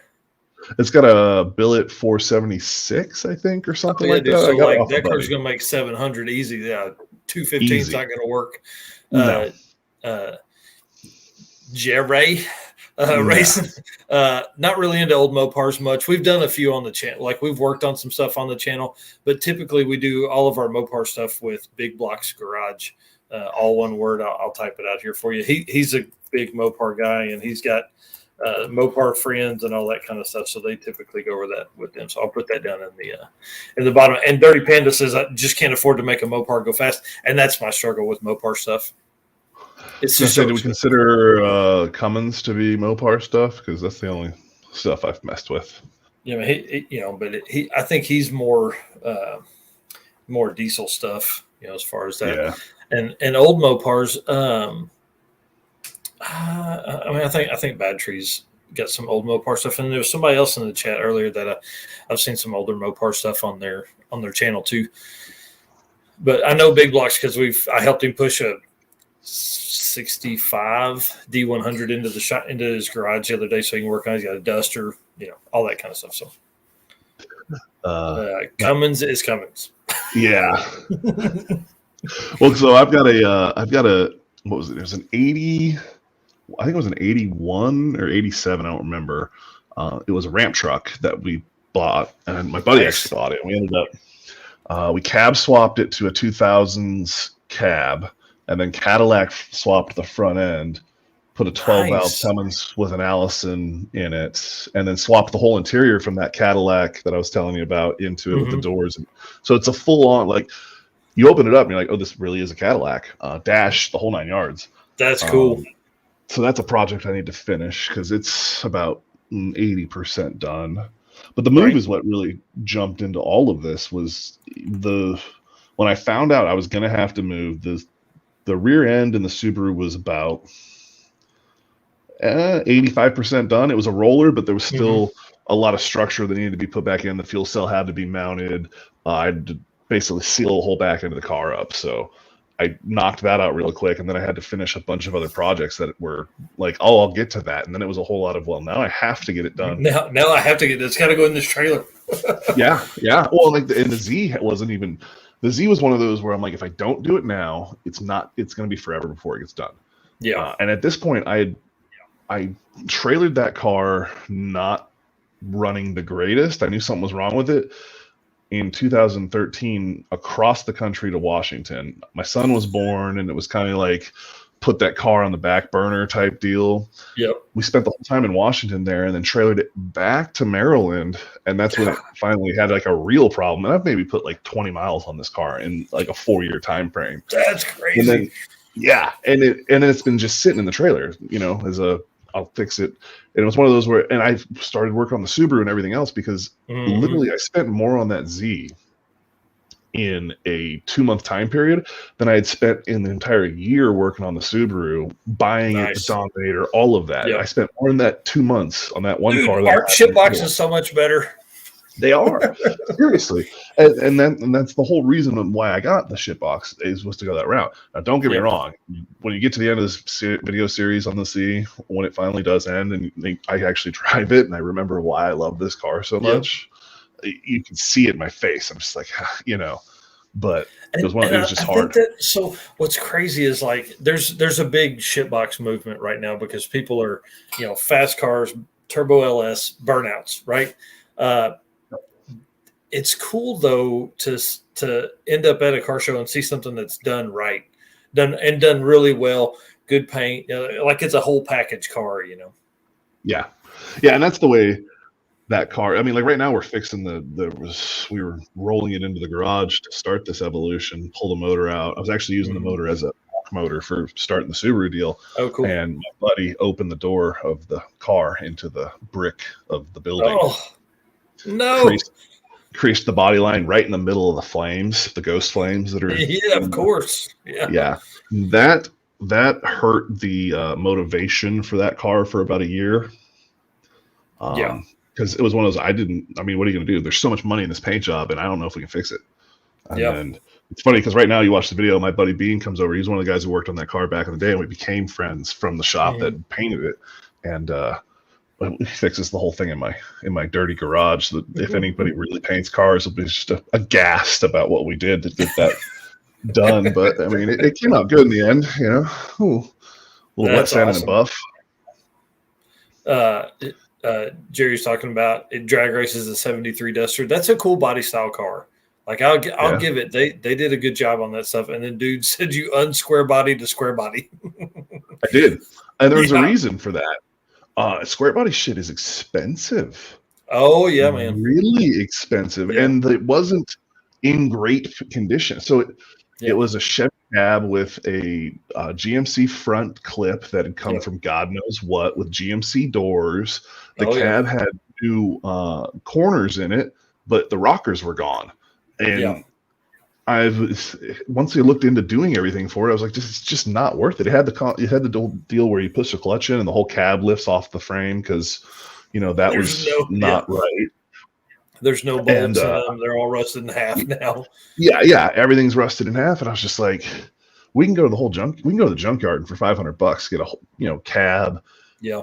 Or front end or whatever we need. He ended up getting an old service truck for I think it was $200 with a clean VIN and everything. And I was like, why wouldn't we? Let's go. And we sold that cab the cab with a title for I think it was $400. And then that works all day. And then we sold the front clip for another like $5 or something like that. It's when it was all said and done, it almost paid for itself for the body swap. And you can get those parts cheap. Yeah. I think that's why. I know that's why the LS stuff drew me in. We had intended to build. I was just going to stock LS swap the old truck because going to drive it all over the country. Was my plan. It still is. We built the cart.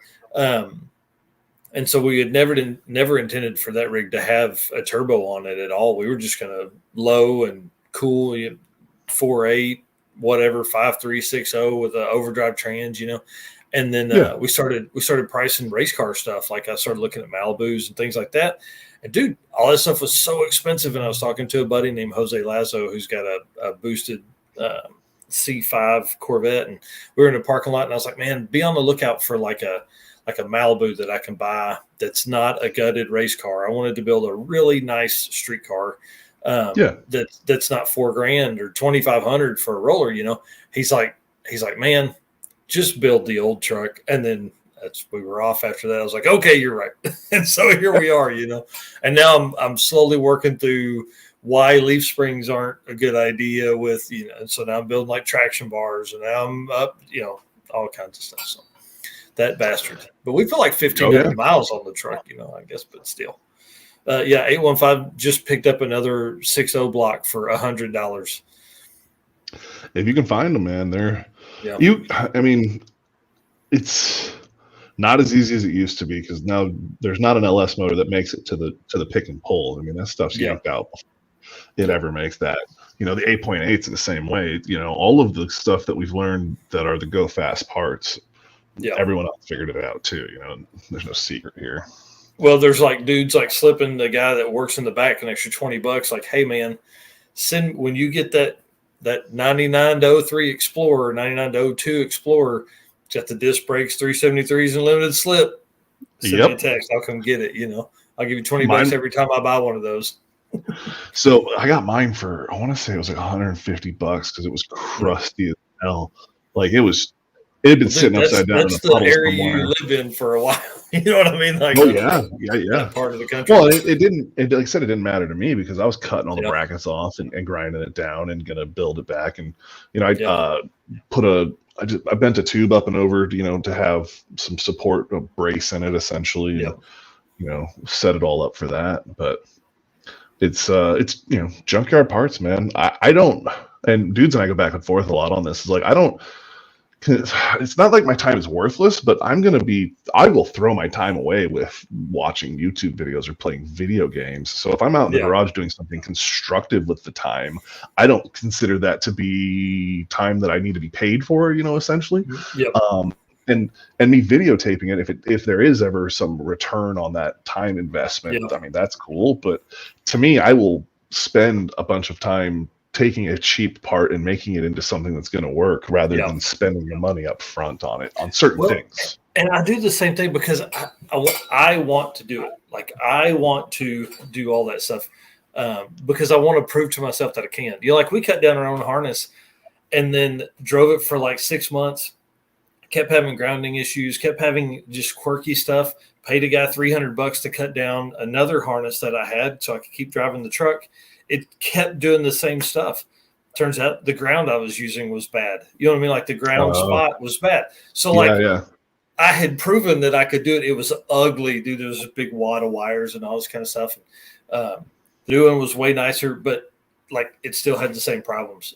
Yes, guys, we were talking about 80s Malibus, 2-door, all the cool drag racy stuff. There's a brown Malibu that shows up on Instagram quite often. It's Turbo LS, sits down low, black wheels. That was the car I was going to build, like something super clean, nice paint, nice interior, air conditioning, 600 wheel. You know what I mean? Oh yeah, I like to build. I can never afford to buy like my Z or even the Subaru when it's all said and done. And I like it done my way. My way might not be the right way, but it's my way. So if I get into, I hate going into other people's projects and just being like, "What were you thinking?" What did you do? I'm sure. Well, and I've also torn apart old stuff that I've done and been like, "What was I doing? This guy, me, really screwed right now. Me, yeah. Old me was a dumbass, and new me is probably a bigger dumbass. Really, to be honest with you, it's like now I don't have time. Back then, I was like, "Oh man, it's fine. I'll take 10 or 12 hours and cut down this harness." Now I'm like, nope, you just snip that wire, bud. It's fine. Leave it in the harness. Don't worry about taking all that stuff apart. That's where I'm out with. Well, and that's the thing that I've been running into with the Z is I keep chasing issues here and there with everything, and it's such a pain in the ass. And so, especially with as much wiring as you have in that car, Well, and the motor side of it is the Nissan harness and the GTO harness combined because I have gauges that work on the Nissan side, so it's got doubled up like water temp sensors, one for each system, and oil pressures doubled, and a bunch of stuff like that. That's crazy. Well, dude, let's go like another few minutes here, and then we'll cap it somewhere around 2 hours. I can't believe we've talked for 2 hours. Think of all the stuff that we've covered. We've talked all kinds of stuff. Where you've lived, where you're going to visit, what you do. I mean, dude, it's wild. I love these things. That's so cool. Man. So, when you guys come down in April, if I can hope, or when you start the LS Volvo in April, hopefully I can make it. I don't know. I'm not going to come for the whole week, but maybe we can meet along the way somewhere. Well, I think we're trying to set up some sort of like car show type thing at the end. Oh, cool. On a set. Well, the problem is the reveal. For the reveal. But the problem is it's going to run into what is Easter Sunday is the issue. So I don't know what we were going to figure out about that because the way the timing just works out. Yeah, that's going to be a little tough. Friday night cruise night, maybe something like that. Yeah, well, and then that brings us down to we're starting on basically we will roll into town Monday, and then Oh, if we're trying to dang. do it on Friday, it's a tight Well, and the deadline, which struggle is is I mean, like you part of the point. and none of the stuff is together. Like it's not like the Volvo's not like the engine's not with the Volvo. Like Cletus is Nope, bringing the engine, and who has the dudes has the dudes has the Volvo, and Volvo. yeah, and like you've got the hands and like all so it's like all this stuff that's coming together. It's going to be cool to watch. I hope you guys do a ton of live streaming of that. That's the plan. And then Well, with many of us going that are content creators, there's going to be somebody. Yeah. There's people coming. Just edit that shit. Get on it. Get home and edit it like right away. We want to see stuff. Yeah, that's gonna and so the videos die out for me and start running out of certain. I have footage edited up until that point. So and I plan on dumping that in as soon as I can. Because I think we're gonna do like lead in to where 1 week on Cletus's channel and then type of deals where it makes everyone go and check out stuff. But hopefully we'll be monetized by then. But we'll see. Yeah, bring it on, man. That's awesome. I'm excited to see that build come through. That's gonna be a neat deal. And it'll just be fun, like to hang out with a bunch of, like you guys just hanging out. Like, I mean, there's a lot of those guys that will have never met each other except right here through a video on YouTube on a live stream. Yeah. No, and I think that's going to be the really cool end of it is getting everyone together that hasn't met and the dynamic that's going to bring for itself. And it's just a bunch of everyone filming everything and knocking it out. I think the whole idea sounds cool, and it's kind of what I want to kind of gear the channel to once a year for my channel is load up the big trailer with all of the tools and let's go to somebody's place and get their shit box ready to go do drag week or whatever. So basically I load up one of the cars and all the tools and I show up on someone's doorstep and we put a turbo on on whatever to go, right. I'm not saying we go ground up every time, but just maybe it's an upgrade or something. Yeah. So that's typically like when Steven, my little brother, went to do his own thing. That was like when we started turning wrenches here in the shop and it was all that kind of stuff. It was like, let's finish people's projects that are close. And that's how we've worked on Matt's C10 truck. We helped him get it from, it's been in the driveway for 2 years with the carb off of it, waiting for me to put the carb on and get the shift linkage right to, okay, well, let's get it done. Let's build an exhaust. Let's get this stuff. Let's move through all that, and I think that's what we'll get back to. Steven had a job at a performance shop. It closed not suddenly, but like there wasn't very much warning. And so he's been turning wrenches. And so it was just like, hey, what projects would somebody let him work on, Yeah. And so he's been working. A lot of people don't realize with these big projects is the last 10% takes 90% of the time. Oh yeah, man. And like for us, when I was working on stuff for other people here in the shop, like I had one night a week really. And then I still had to get all my stuff ready for race week and had to get my stuff ready for the shootout and the drag and drive event we host. I mean, so you just run into situations like we've got an OBS truck that we helped a guy finish and couldn't even get it done in a reasonable time. And it went for exhaust. And then luckily that shop works on some pretty high end stuff and they finished it, which is great. Yeah. So he's driving around in that thing, I think right now and having some fun. That thing should make 600 easy. So, anyways, all right, you stay with me. Tell everybody where they can find you again. Cause there's been some folks hang out in here a bunch with us. It's 2 hours. I've literally, you guys have heard the ding-a-ling-a-linging on this chair I'm sitting on. It's a little stool that nobody should sit on for 2 hours, and I've been on it every night for 8 days. That is what I do miss about being out here. Is back home I have my big giant like gaming chair, office chair. I can spend all night in that damn thing, and I do not have that here. It's not the same. We're not breaking the live stream record anytime soon here. That's for sure. That's right. Thanks, guys, for the kind words. I appreciate it. We'll tell everybody where they can find you, and then we'll close out with them, and me and you'll talk for another probably 15 minutes. Yeah. So it's Wasted Talent Fabrications on YouTube and Instagram and Facebooks. If you want to send me an email, it's WTFcars with a Z. I love when people figure out that the Wasted Talent Fabrications is WTF shortened up. Nice. Was a a lot of effort went into making that work out. Yes. But yeah, no. So we do, like I said, if you're just getting in, we do all kinds of stuff. From there's stuff where some flip videos we did with an Audi and some other little cars, all the way to the big projects like the Subaru or the ramp truck or my Z. For that, there's some Mustang stuff on there. There's some Bronco stuff. Primarily, I like to stay towards the Chevy GM category, but I get pulled in many different directions around there. But yeah, for sure. So to answer dudes, I have a plan in my head for the room here that we're in. I'm it'll be a whole thing. Like I'll have a table that I'll set up on. I'll have a nice chair and all that kind of stuff. We just haven't got there yet because I haven't even finished walling it in yet. So got to do that this weekend as well. Maybe I can get some time on Sunday or Monday when I'm off. So, all right, dude, guys, thank you so much. Thank you for the comments in the chat. I really appreciate that. It definitely has. We've spent some time in the chat tonight, which is a big plus. I always love doing that. Tomorrow night we have Skids for Kids on. What happened to my camera there? Skids for Kids, burnouts for charitable organizations across the country for children. Big part of our heart. That's what we do for with our charity events, with our car events, is to support the Northwest Arkansas Children's Charity or organization. Great setup. We love helping kids in any way. So, all right. Anyways, bye. I'm leaving. See y'all tomorrow night for like the 9th day in a row. I'm loving it. So we're going to talk to them. The panel on Wednesday night, just going to be open panel for anybody who wants to jump in that's been on the show before.